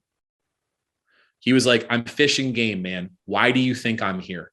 He couldn't say it, but he almost basically was tipping him off to the fact that there's a larger investigation and you're a fucking target. Just never come back here again. Okay. Don't come back here. Right. He almost took pity on him to some extent or empathy for him. He's like, look, man, and of course the guy was like, fuck you, and fuck you. Am I free to go? And then did what he did. And a couple months later, walked right into it and got smashed. And he's telling me this story, I'm like, I got my phone's going off and shit. And it's raining and we're looking straight ahead. And I'm almost not listening or whatever, because to me, it's this was my life, it's like the sun was always going to rise in the morning, right? The store was going to open. The new loads were going to come in. The new customers were going to show up, this is what I did. It was this wheel. It felt so permanent. I didn't realize how ephemeral it really was. I had no clue of it. And I said to him, I was like, well, man, I was like, and I remember, dude, it's so funny. You get hoisted by your own fucking petard in life. You really, I was like, you know what, man? I was like, they don't even know who I am, bro. I was like, I said, at that point, they didn't know. I literally said to him, I put a lot of effort into the sleeper act I got going on. And he just looked at me. He's like, I love you. And I was like, yeah, I love you too. I was like, I'll check you. Cause every Friday was re-up day. I was like, you know, tomorrow's go day. I was like, let's get some lunch after or something. You know what I mean? He's like, yeah, for sure, bro. Peeled off. The next day I had to be up there because there was a discrepancy in the money that was going out. And that was an issue because, when you're sending out $500,000 a week, like, and you're only making $100 a pound, you know, a $4,000 difference that negates the profit of 40 pounds or more. Right. You know, it's like, actually, we're making a shit ton of money, but our margins are razor thin. So accounting is highly important. So it becomes like this big fight between me and the plug.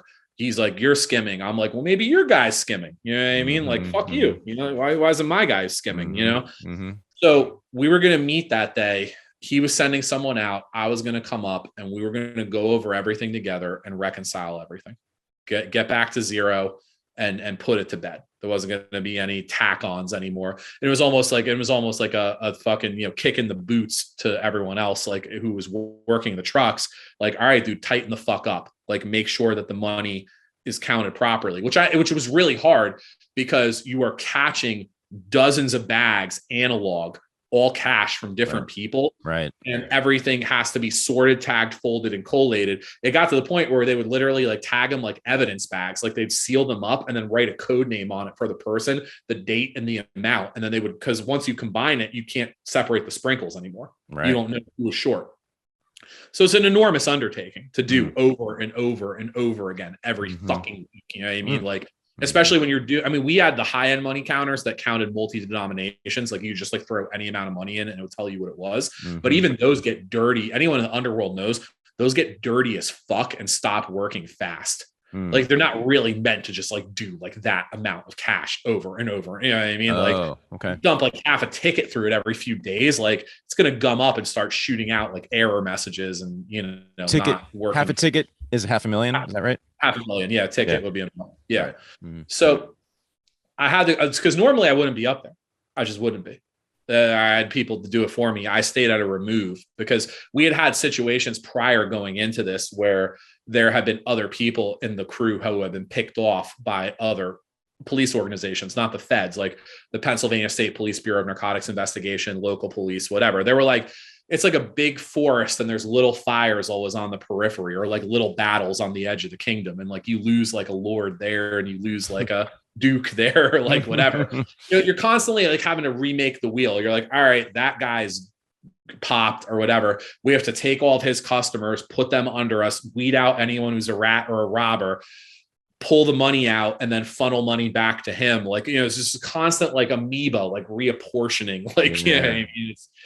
The adaptability is nuts that you have to have in that field. You know what I mean? Cause like, you're just like over and over again, every fucking day. You know what I mean? So I show up that day, go through everything. We count everything up. We don't know that we're under surveillance. We have no fucking idea. But the feds have been there. They've been there for 2 weeks. So as soon as I walk on that day, right past the yeshiva, the Orthodox Jewish school, I walk right up to the spot. I'm on camera and I'm nailed. You know, no idea. The other guys at the house were nailed. The other guys pulling up are nailed. The driver's nailed. We don't know it yet. We finish everything. We're standing in front, almost like the guys from King of the Hill, like hands on our hips and shit, you know, just like shooting the shit. I remember it was Memorial Day Friday. It was a beautiful, hot, sunny day. And you could see like the sunlight like shimmering through the trees and stuff. And you could smell like the perfume of the spring air in the city. It was a beautiful day. You know, it was a really beautiful day, beginning of the summer. You know, made like fucking, you know, I worked 17 minutes and made like 30 grand. It was a good day. You know, this was my life, you know, like this is like, and this was all of our lives. We're all like so locked into this orbit. Driver leaves, the guys leave who are behind the driver to reconcile the money. Their car's clean. The driver has money. All the weed's been unloaded in the house. It's almost like a simulacrum of the store, but it's for wholesale. They stack the pounds up like it's like a mercantile like warehouse on like Arthur Avenue in New York or like whatever. And they put a sign for the strain above it, most of which would just be white golds, but there'd be some other shit too. And then they have hash marks and it's like tick, tick, tick, tick, tick, tick, tick, tick, tick. And there's 3 gigantic commercial grade food savers, 3 multi-denominational money counters, and giant contractor trash bags in a station. So all the big dogs can come drop off their money. It's getting counted. Everybody wants to finger fuck the weed, even though it's the same fucking kind. They want the best white golds. So they want to cut it open and examine it and stuff like that. That's why we had everyone come to one place, because people were so picky in the marketplace that you couldn't just box it up and bring it to them safely, because then they bring half of it back because they want to look at more. So we have this air traffic control thing going on where like there's all these guys in fancy cars just like circling around the house. I get a message from the guys behind the driver on my phone, on my burner phone, and it goes, "Yo, dude, driver got pulled." So like immediately I was like, and I'm in denial. I'm like, he went through the speed trap. I told him to fucking stay away from that speed trap. And they were like, "Dude, I saw it. It wasn't a speed trap, man." They're like, "There was not a speed trap." They were like, "It was a targeted hit." Like the cops had like fucking flak vests on and like assault weapons. Like they just I think they came out of a dispensary parking lot, just headed him off. The irony. And they ripped him out of the car and this happened in Squirrel Hill. It's like right where the neighborhood ends and the parkway starts. Oh. So I know this is like 7 blocks from where I'm standing. So like, I'm like a raid is inbound. Yeah. Raid's inbound. And it's not coming like tomorrow or something like that. It's like one thing. It's like, if you lose a guy on the highway in the middle of the country, they might be coming back to you, but like you work fast, but you're almost like, okay, like it's going to take them like the fucking night. If this guy flips or if they can pull something out of his phone, whatever, it's going to take him a couple hours, a day, a night to get the search warrant, the information for the search warrant. So like, we got time to empty out this house, but we got to get cracking on it now, but let's go. This was like, they're here. Like I immediately like almost like I tensed up like this and I walked back into the place and like my vision is just swimming. Like all the blood is out of I can't even feel my extremities, the fear. Because I know I'm like, they're coming and they're probably already here. So I walk back in the place almost like someone has a gun to my head, it felt like. And I tell the guys in the spot, I'm like, it's 2 60-some-year-old guys. It's one of my best friend's uncles and his dad. And I tell them both, I'm like, look, the driver got pulled. It's not an accident. And I said, raid inbound. I was like, it's coming. They're inbound. It's like in war when like the air raid sirens go and everyone's just like grabbing their fucking shit and like, like diving into a fucking trench, I'm like trying to think through this. I'm like, we got to pack everything up and we got to get the fuck out of here right now. Mm-hmm. And they get real boomery. They're like, they almost like, you see how people react to panic. Like, you understand like 9/11, like a panic situation. Like I'm like fucking Tasmanian devil. I'm trying to think of something to do, even though there probably is nothing to do. Honestly, what would have been efficacious would have been for me to just to sit there and get arrested, given how things went. Yeah. But they're just like deflated. You know what I mean? They're just almost like defeated. The one guy's department's in his name. So he's like, I can't run. And I'm like, but I don't want to leave him because he's like family to me. So I'm like, look, dude, I'm like, let's just bag everything up, throw it in the car. I literally said Dukes of Hazzard. I was just like naming movies to try and describe what I wanted to do. Cause I was like, let's just punch it. We'll try and lose them. I literally said this. I was like, we'll lose them in the city in a car chase. We'll get some time to fucking throw the shit out of the car and then we'll get pulled over and whatever. We'll have a couple pounds on us. But, it won't be as bad as getting hit for this. I was like, because this is bad. We got 245 upstairs and the difference to 400 plus in the orange boxes in the garage downstairs. Right. I was like, we are going to be fucked. Right. And he was just like, you get out of here, you go. And it was really like tearful moment. I was like, I don't want to leave you. I was like, I don't want to leave you. And he was like, I'm like in charge, basically. I'm like, no, like it's a fucking order. Like we're going out together. And he's like, get the fuck out of here. So I walk out casually. I go to the top of the steps, the city stairs in Pittsburgh, because they have stairs that like service streets because it's so steep. It's like San Francisco. Right. And I realize there's an FBI cordon all around me. I can't see them, but I know they're there now. I know. Wow. And sure enough, when I looked at the camera footage after I got indicted, I was right.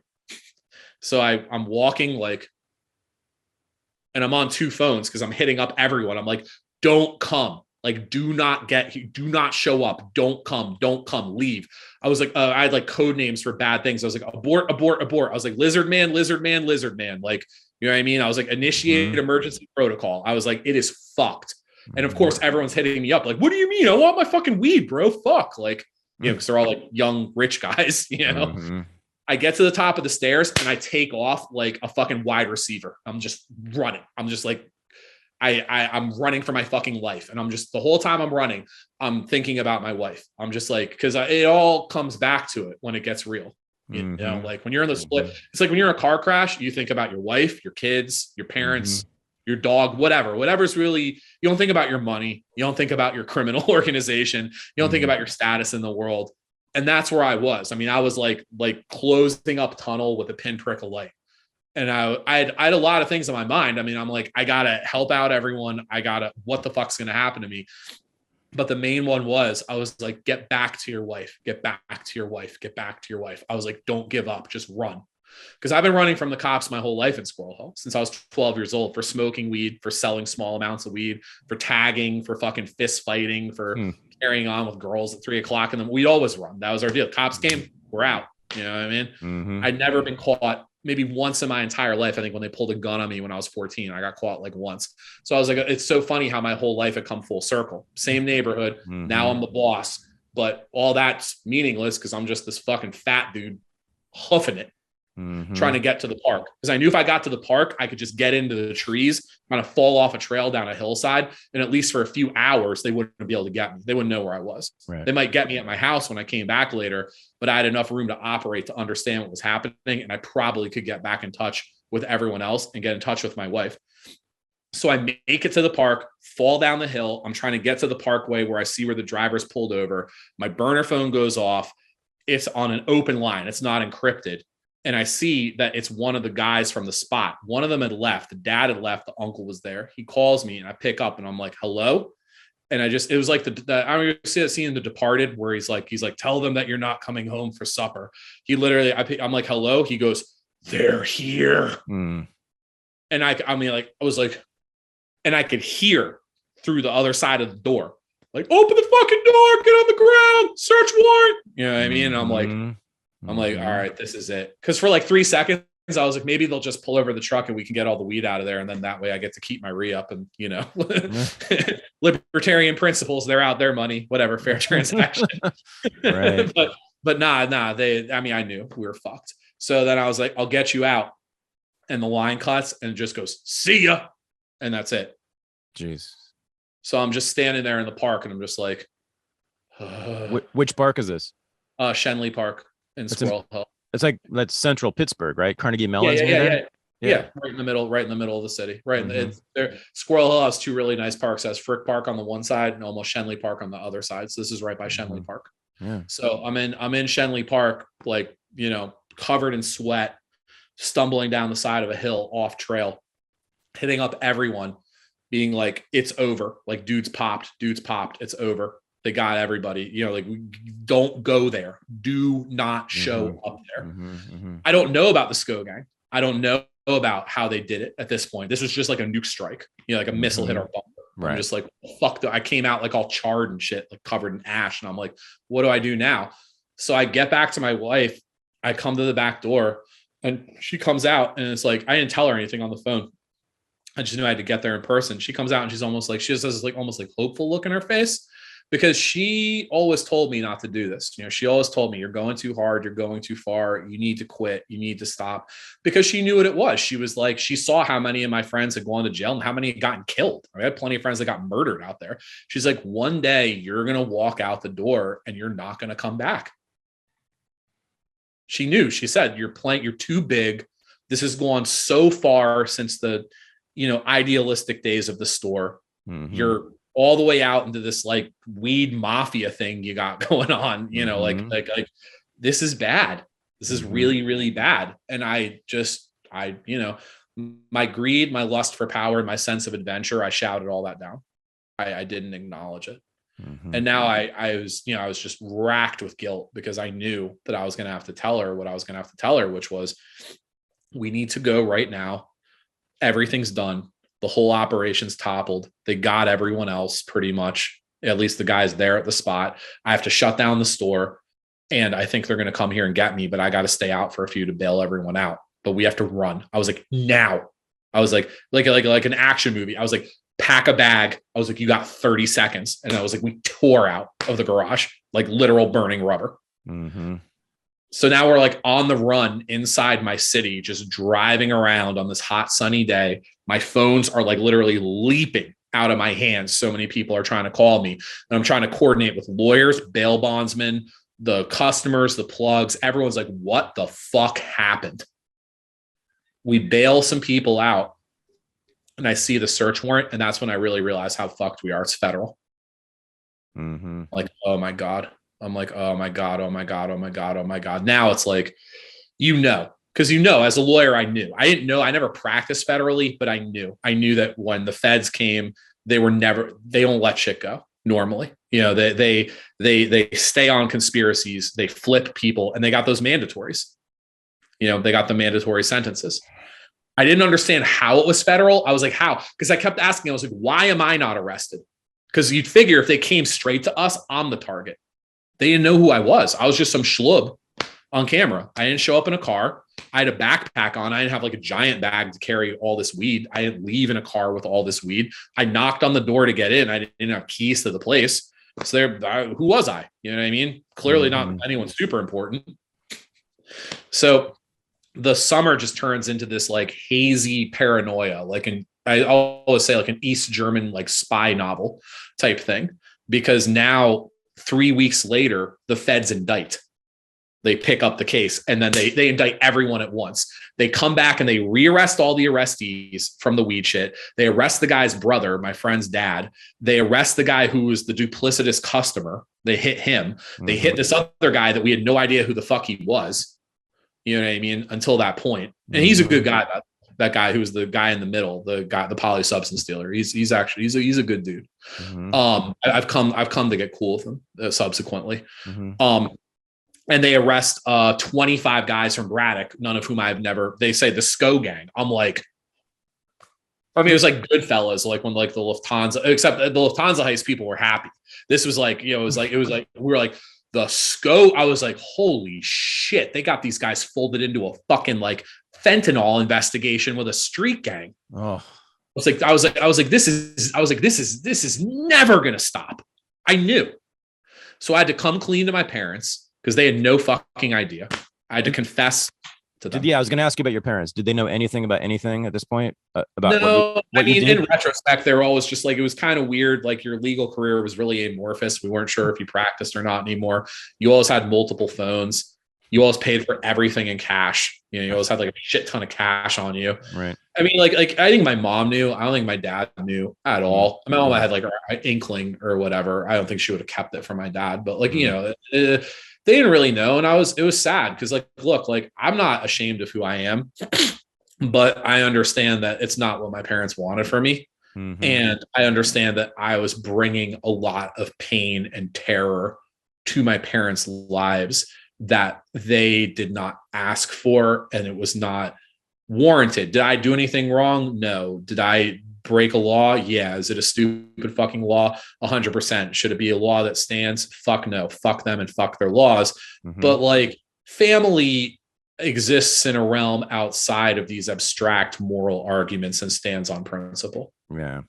Like it's like, it's all well, and that was so subsequently, like I really had to make these types of decisions, and they're the type of decisions I would not wish on my worst enemy, where you really have to pick like what comes first, like your family or like your honor as a man. And like most people in American first world society, you're like when do you get to pick that? When you're online at fucking Whole Foods, when you're getting your muffler replaced, like where in the quotidian stream of modern American life do you get my honor as a man or my love of my family? Like fucking Sam Adams here, you know what I mean? But like, I really had to make this decision because I had to tell them like, hey, so I'm like part of this like secret underworld situation that's been going on for generations. It's almost like a fucking weird movie, like I was like, hi, mom and dad, I'm part of this like secret underworld lineage that's been occurring in the subterranean, channels of this neighborhood for a long time. Haven't been a lawyer for years, could be headed to federal prison. Super sorry. I mean, it's a lot more tearful than that, but it's like, I love my parents. I love my wife. My wife knew, she told me to do better. I should have listened to her. My parents didn't know shit. They didn't know. I'll always be sorry for that. Sorry. Well, let's be really sorry for that. They didn't deserve it. But then things got worse because now the feds, now it's like, the enemy has broken the line. I mean, they're in your camp. They're cutting people down. You know what I mean? Right. And now, I bailed everyone out, got everyone lawyers, funneled everyone resources. And, I was like, all right, hopefully heads stand firm. But it's almost like, again, like, my older friends and stuff, they were almost like mournful. They were just like, well, they're like, they knew how ugly it was going to get, how bad it was going to get. And then, that summer, again, like an East German spy novel, because all of a sudden cameras bloom like ugly metal fruit outside my home. New ones, new cameras. I wake up one morning, my wife's like, those are new cameras. I'm like, no, they're not. Always like denying everything. Man, it'll be fine. No, new cameras. She was right. Now we're running errands. I mean, we're not doing anything. We're like living this like completely obliterated existence, where we're just like in a hole, basically running the most basic errands. I don't speak to anyone. I don't see anybody. I don't talk to anyone. We stay inside. I go to the bank. I go to Aldi. I go meet with my attorneys. That's it. I stay off my phones, whatever. And we just sit and wait. I go to sleep every night in a sweatsuit with my shoes next to the bed because I figure they're going to kick our door and I want to get downstairs before they put guns in my wife's head. Because that's what they did to everyone else. Yeah. 4 o'clock like Ice-T said, 6 a.m, feds at my door. Boom. So I knew that was coming. Hence why you don't want a gun, because they see a gun, then you get Swiss cheesed. That's right. Before you even, before you have a chance to surrender. So we're being followed almost everywhere we go. And it's not even subtle. I mean, it's like my wife became like fucking expert at losing tails. She would just like go out to the middle of the intersection, then throw the turn signal on, just go, and watch the guy just blow past us. Or she'd use like a drive-through for a fast food spot as like setting a pick on him in basketball. She would just come around the drive-through line at 25 and then come right out the other side. And the guy Wow. So we're getting followed all the time. And then the other thing that's happening is people are starting to, I mean, obviously I'm trying to manage the situation from afar to the extent that I can, but other people, because my customer network's enormous, or was enormous. And the store got shut down that day too. I called the people who ran the store for me at that point, and I was like, clear it all out, clean it all out, pack it all up. It's over. Just shut it down. It's over. And it just died in a day. But people are hitting me up and they want to reminisce over old situations on the phone. They want to talk about the truck from Mendocino, or like that crazy thing that happened in Portland, Oregon, or whatever from years ago. And I know what it is. I know what it is when we call. They're being they flipped too. They weren't charged, but they're flipped. They're being handled. They're running up on me. Right. So you can imagine that level of paranoia now when you go to meet people and stuff, and people call you and they're wired up, and you're having to talk to them like. One of the guys hit me up who got popped through someone else on an encrypted messenger.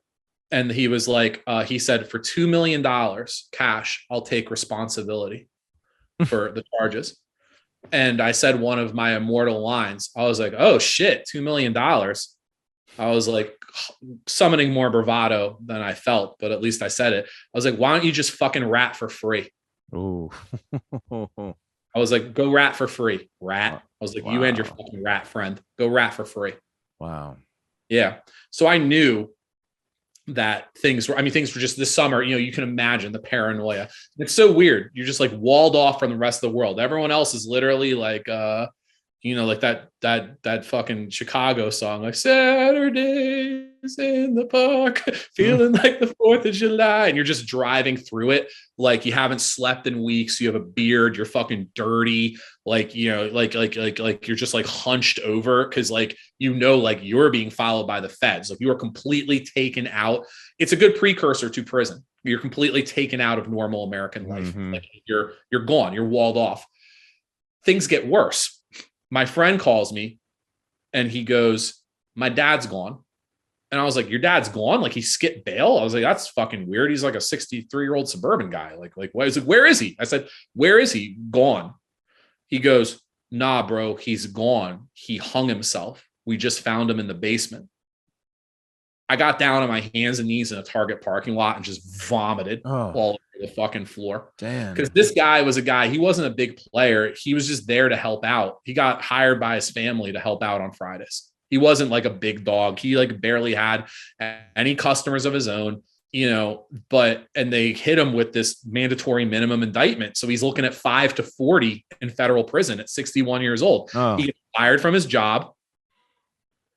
Totally isolated. He's just spinning. I know the feeling.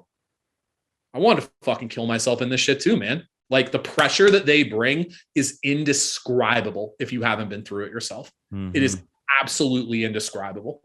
You either have to be a very tough person or you rat or something else happens. Mm-hmm. And he didn't want to tell me because his son, he's like, I'm going to go tell my kid's best friend. But he didn't want to do the time either. He felt like he couldn't do it. Like his life was over. And his life was over. I mean, he got completely like drummed out of society, in a few days, just villagers with the pitchforks over weed. I know. I went to his social media. There's all these old people from like his, suburb, red suburb he lived in, criminal, drug dealer. Like he would just like comment something like criminal under it, like totally unrelated. You know what I mean? Like harassment, but they want that, they like that. That's why they put you in the paper and make you look like you're such a horrible criminal because they want that. He just couldn't do it anymore. And he took a way out that he thought he could. He had 3 children, 8 grandchildren, and a great grandchild on the way. No criminal record. And he's dead. He was a marathoner and he's dead now. What was his name? His name was William Barker Sr. What was his name? Bill Sr. He was a good guy. He's dead now. He would not be dead if they didn't indict him. Not a million years. The guy was like 61 years old and he ran like a 3:30. He ran like a Boston qualifying marathon. He was a prince. Dead. So one by one, people start going dark, and like my friends are their lawyers, but you got to understand when you're a lawyer, your job is to your client. It supersedes, like they can't get in trouble. There's a line that can't be crossed. Mm-hmm. And most of them probably danced way too close to that line for comfort anyways. Mm-hmm. So I know what's up. I can tell what's happening. You know what I mean? Mm-hmm. So I know I'm being told on. I know they know who I am. Okay. I can tell now, and I hear, I see a memo that says that a superseding indictment is queued up for the fall with 3 to 10 new defendants. Oh. So I know that, I know I'm one of them, and I know that that's probably going to be filled with other people, my friends. Mm-hmm. So I have my federal attorneys reach out to them and I say, look, let's just cut the shit. You know who I am. I know you know who I am. You know that I know that we can do this back and forth a million years. I just want to turn myself in on the same charge, 100-kilogram conspiracy. I will waive indictment. I will plead out the day I turn myself in, get me a sentencing date in a few months, and I'll go. Let's just stop for the sake of my wife, mm-hmm. for the sake of my mom, my dad. Me too. But I'm just like, why wait? Because I was like, I don't want any special treatment. This isn't like I'm turning myself in early and I want I know that you're not going to do that for me. Mm-hmm. And I don't want to talk about anybody. I just want to take responsibility for what I did and move on with my life. And they got back to my lawyer and they said, you can only come in if you want to talk, because they had basically assumed, I think they put the cart before the horse, that I was going to corroborate everything they needed for this new superseding indictment. Mm-hmm. And that's when I got mad. I was just like, go fuck yourselves. I was like, fuck you. I was like, I don't know if these fucking rats told you about me, but I'm not the one. It's like, just because these other guys, you think I want to do the time? Fuck no. You think I'm scared? Absolutely. You think I'm sad? For sure. But I'm not fucking telling on anybody. I'm not putting my friends in prison. Fuck you. I was like, you know where I live? Come get me. I was just going to live my life. The bare modicum of a fucking life I had left. So that's how we went into the fall and went into the winter, and then late winter, early spring, COVID, which I don't need to explain to anyone about. So yeah, so my wife and I are now navigating COVID on top of this shit. Yeah. So it goes on and on and on. We're stuck in our house. We're waiting. One thing that's happening is that, they haven't come. And some of my attorneys are like, this is taking a while, and COVID has changed the game. I mean, they really have to prioritize now. This is a once in 150-year pandemic. Business as usual. They got to pick and choose. The whole country shut down. I mean, people have to prioritize now. You can't, the way things were, because, my attorney left it in 2019 in the fall. My main attorney left it as he was like, they're going to indict you when they get around to it. He was like, whenever they come. I didn't know to ask him at that point. I was like, well, hypothetically, if there was a once in a 200-year pandemic that completely, stopped global society, would that affect me being indicted? I didn't know to ask him that in the fall of 2019. So, now we're under new rules to some extent. More time goes by. My wife and I, we kind of like slowly start crawling back to life. Like we start take a little trip to Lake Huron in Michigan. We start seeing people. We reconnect with her family. We reconnect with my family. More time goes by. We start, I decide, I'm like, you know what? I'm like, I gotta provide, and I can't do the street shit anymore. And I'm certainly not going to go down court anytime soon. 1, courts are closed. 2, not smart. 3, something for new clients right now is probably not the move. So I start doing property because I'd done some before or whatever, but more kind of as like something to do. Now I'm like, okay, well, this is it. Gotta be a man, gotta provide for my family. Going to do property, going to be realty, landlord, whatever, flip, whatever. This is what I'm going to do. So I put a lot of time into that. She's helping me with it. More time goes by. The flaming meteor that is Trump's presidency has impacted the earth of America. And we're dealing with that through COVID. Biden's running, Bernie's running. Obviously I want Bernie to win. Biden has that fateful debate where he's getting his ass handed to him by Bernie and Booker. And he says, no one should be in jail for pot. Their record should be expunged, zeroed out. He was like, no one should be in jail for this. And we should stop federal prosecutions. He goes on and on and on. My wife and my family and I, we're all like, whoa, okay. Yeah, I voted for Bernie in the primary, but I have become a strange single issue voter. Not really. I mean, I there was other reasons or whatever. Most people who held their nose and voted for him, you tried to do it for the greater good. But this one very minor issue for my wife, my family, and my friends too, hundreds of people in Pittsburgh who knew what the fuck was riding on this for me. They were all just like, holy shit, if this guy wins, then this is it. Right. He said it. We're not making it up. He said it. Yeah. Yeah. So, we all vote for Biden in the middle of COVID, do the absentee thing, whatever. He gets elected. Again, nothing happens. Now we're a year and a half out, coming into 2 years out. Nothing happens. So we're really thinking at this point, even most of my lawyers are like, only one of them I think is negative at this point. The rest of the legal team is like, dude, they never take this long. It's only weed. It's a whole new world. COVID, the new Department of Justice. I mean, what the fuck? Because the lawyers, the defense lawyers, they're just more reasonable people. They're not vampires like prosecutors are. Right. So they're almost, you use your own biases and you're like, well, I would never waste my fucking time doing this shit, given we're in the midst of our worst existential crisis since fucking World War II. And there's a new president who said they weren't going to do it, which means a new Department of Justice, which means a new United States attorney. Right. For each district. Right. A Democrat, a liberal Democrat. Right. Yeah. No. So my wife and I are like, no regrets, no looking back. What do we do? What do we do? And we were like, well, we want to be parents. We want to have a kid. Oh my God. We want a family. Because we were thinking before, and then we were like, well, no, you're going to go to jail. Yes, no. It was so hectic. We're trying, whatever. My sisters-in-law, I call them my sisters. They're adopted twins from South Korea, her older sisters. So we apply to the program. We find an agency for South Korea. We apply and we start jumping through the hoops. We do the medical, we do the psychological, the vocational, the educational, take hundreds of hours of classes. We do all the meetings, we do everything one after another, pass it all with flying colors. Last big hump on the domestic side is the home study, where the social worker comes to the house to check it out. So she comes to the house. I mean, obviously we did a little cleaning, but perfect spick and span. She takes a walk with me in the park and, telling her about my family history. She's writing it all down, and she just looks up and she's just almost like starry eyed. And she says, "You guys are going to be great parents. I'm so excited."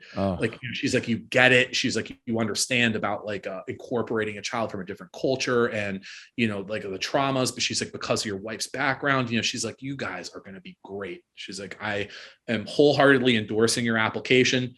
You're good on this side. Plan to be out in Seoul in the fall, so we can start the matching process."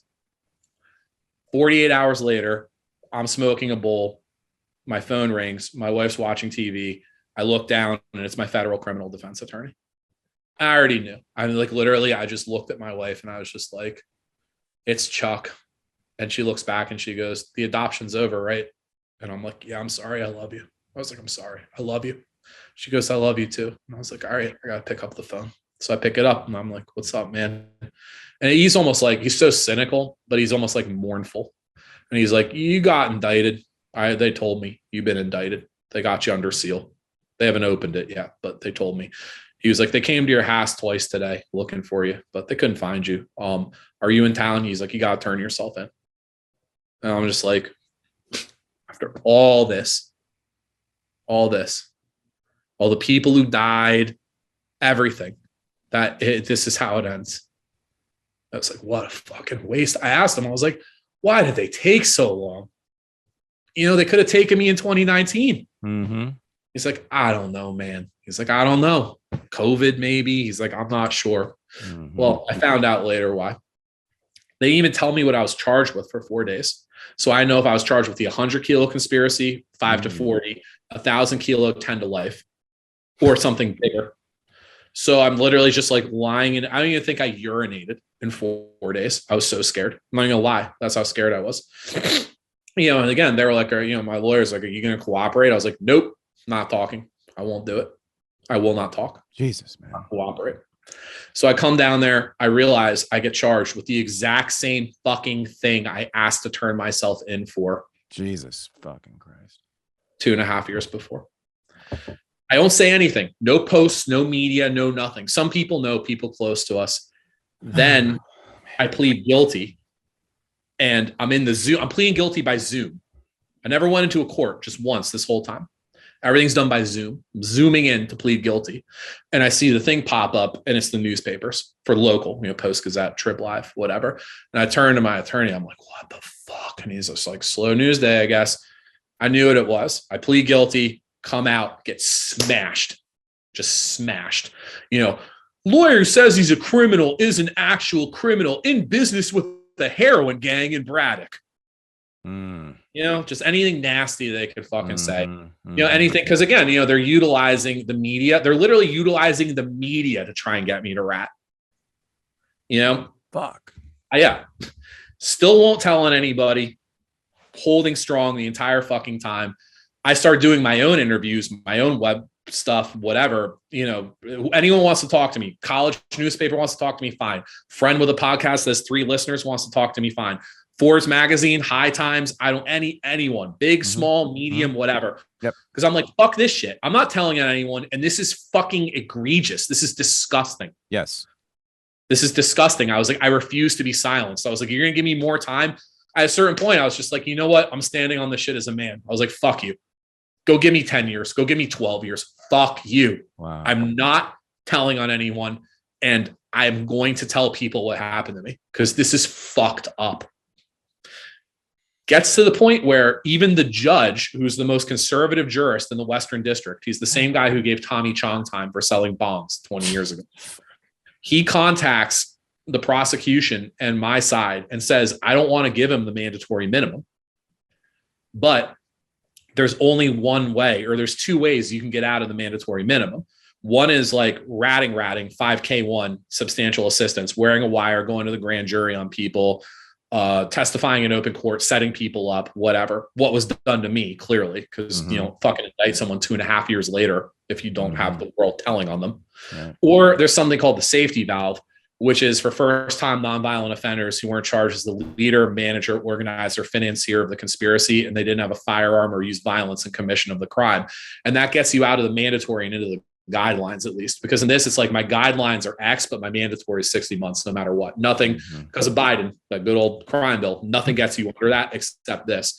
The problem with the safety valve is the safety valve is contingent on a safety valve proffer, where you have to sit down with the prosecution and you have to say everything that you did in the conspiracy, which is cool if it's you alone. You're not really hurting anyone potentially. It's super frowned upon though inside, like from guys in prison. They don't like that shit. They don't delineate or distinguish between different kinds of safety valves.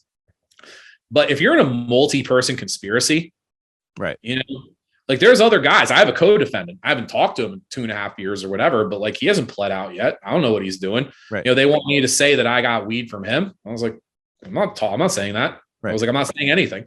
I was like, I'll just take my 60 months. Thank you.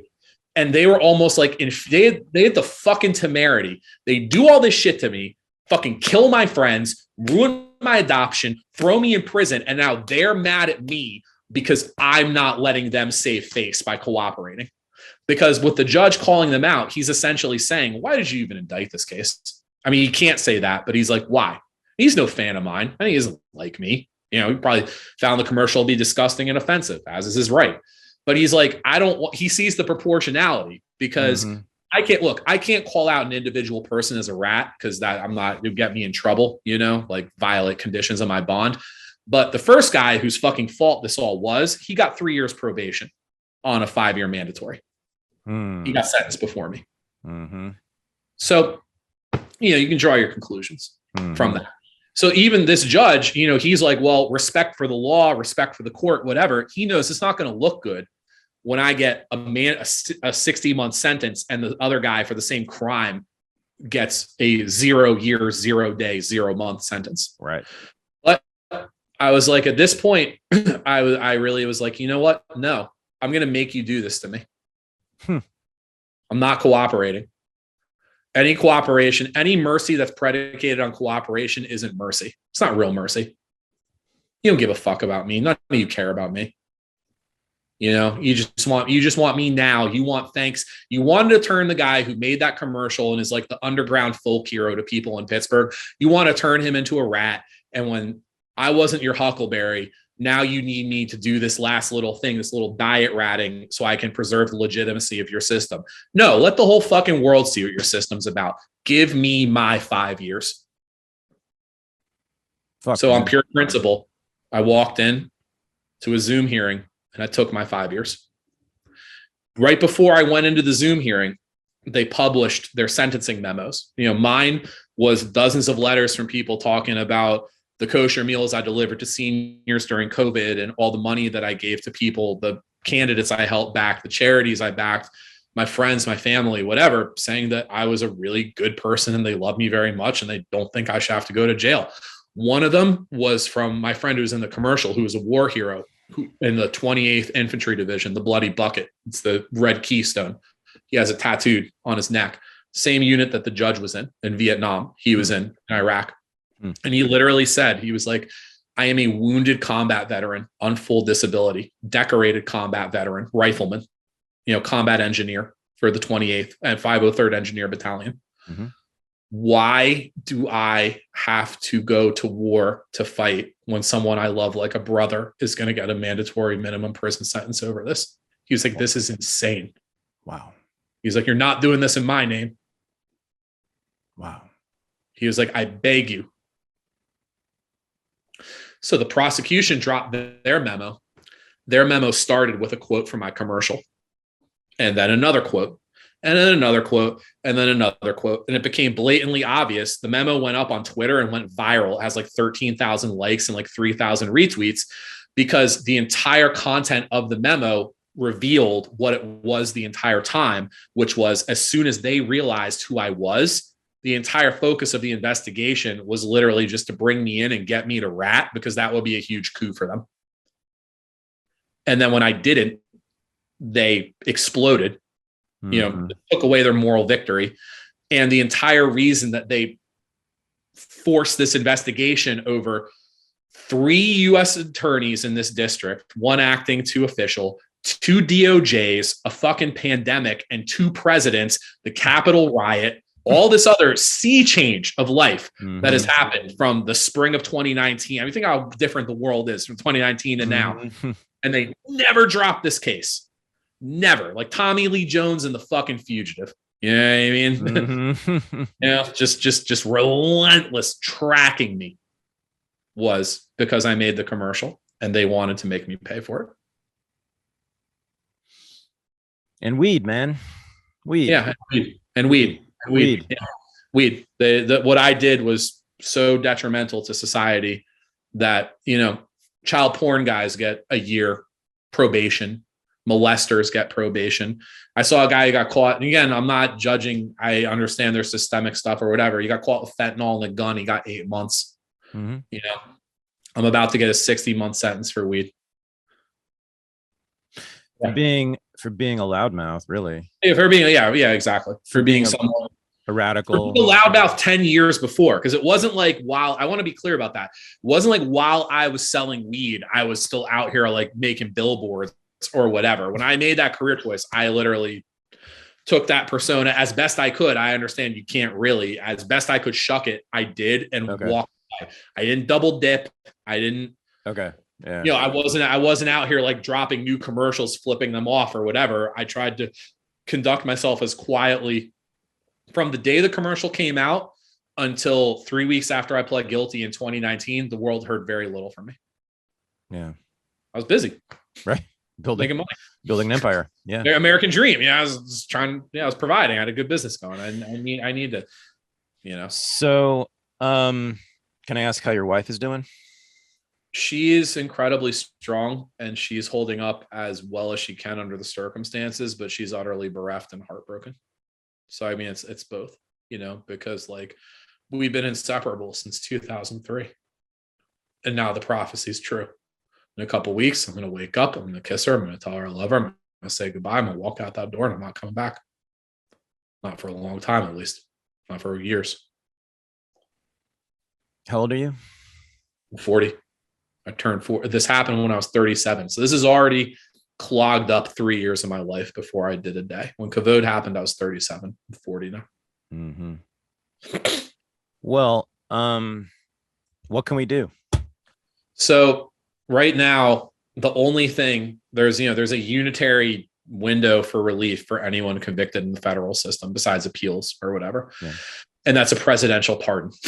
So Joe Biden himself would have to let me go, but I don't just want to be let go myself. And I'm not, here's the thing. I'm not begging for a pardon. I'm fucking demanding one. Damn right. Keep your word, but don't just keep your word to me. Forget about me. There's 2,799 or so other women and men in the federal system for nonviolent marijuana charges. Right. Some of them are doing life. Some of them are doing 30 years, 20 years, 15 years.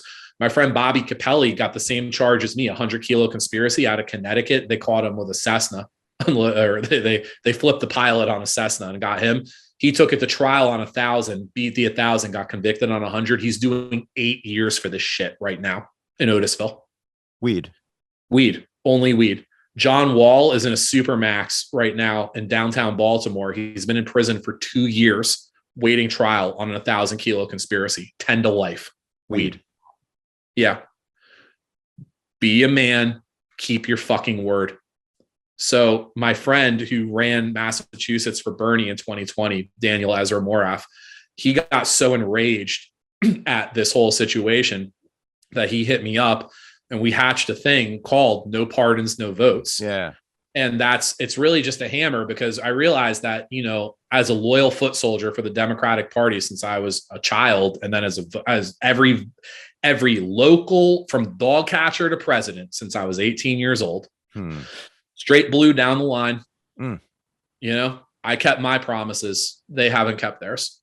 So this is literally, again, it's a gun to the head of down ballot Democrats basically saying, and this is going to go all the way up to the general, but it's going to start with attrition down ballot. And it's basically saying, if you find my story sympathetic, and forget about me, the other people, because there's 2,800 other stories, 1,000 other on top of that, 40,000 of us in jail across the country, but Biden can free the federal ones. Withhold your vote, Democrats. Yes. Sit it out. If your candidate will not go to Biden and not in a polite way, angrily demand that he honor these pardons immediately, or they won't vote for him. They'll tell their supporters not to vote. A congressman saying, don't vote for Biden, mayor and alderman, whatever, all the way up. If they're not going to do that and you smoke pot, you're pot adjacent, you're criminal justice reform minded, don't vote. Let them fucking lose for once, because all they do is they siphon up our support and then they don't deliver. And people can say a couple things about this. Or you're self-interested. You're trying to get yourself off. Well, you know what? If you're so concerned about that, send 2,799 home. I'll sit. I'll do my 5. Wow. Fuck it. I'll do 6.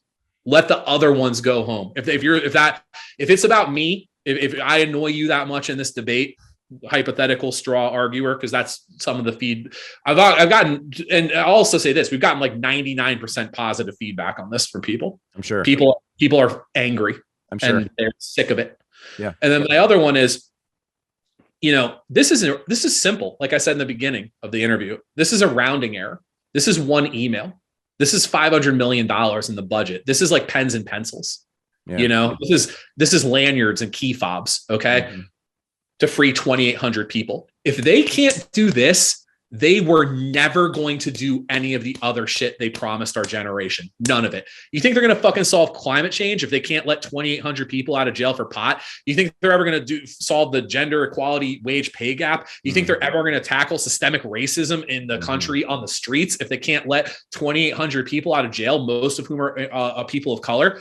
Do you think that they're ever going to fucking fix Social Security so we get it when we're older? Do you think they're going to forgive your fucking student loans? That's $1 trillion, multi-billion dollar thing.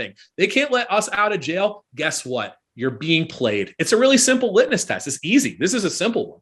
The thing is, the Democrats wrote the fucking drug laws, Dan. They wrote the fucking laws. They wrote the laws. I mean, there were Republicans who were on board with it too, but it was during that Bill Clinton triangulation strategy, which was for us to win, we need to abandon all of our great society principles and become diet Republicans in order to, third way, all Stephanopoulos, that whole, that whole realm. That Carvillian bullshit. So if they can't deliver this, they're never going to do any of that other stuff. And I think you need to admit it. I think you need to wake up.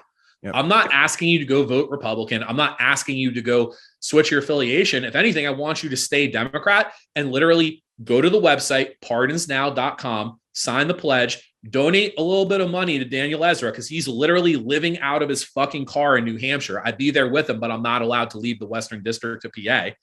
He's going campus to campus, state rep to state rep. He flipped 3 New Hampshire state reps yesterday from the Democrats. Oh, wow. This is the guy this is a Yale law student on spring break trying to do this out of pure revolutionary solidarity spirit, goodness of his heart. Hell yeah. What's his name again? And again, where do we go? All right, Daniel Ezra Morath. I'm Daniel Muessig, and it's pardonsnow.com. Okay. pardonsnow.com. Okay. Sign the pledge, give Daniel some money, keep him on the road, living out of his car, because New Hampshire is, one of the early primary states, and it's a razor thin state. He's there to do some damage. And I understand this is revolutionary. Most of the time with Democrats, it's all about get out the vote, get out the vote, get out the vote. You're being played. Yes, sir. No doubt about that. Dan, you're a hero. This is amazing. One of the more amazing interviews I've done. Thank you for doing this. Thank you for talking to me. Thank you for caring. And we're gonna get it out here. I mean, we're gonna get the word out. I'll do as many as I can till the day they take me. Yeah, I think you're gonna be on a lot more podcasts real soon. So let's do it, man. Godspeed. We're with you. Thank you. Okay, let's do it. This is the Unregistered podcast, and I'm Thaddeus Russell. To join the new Renegade University, go to renegadeuniversity.com.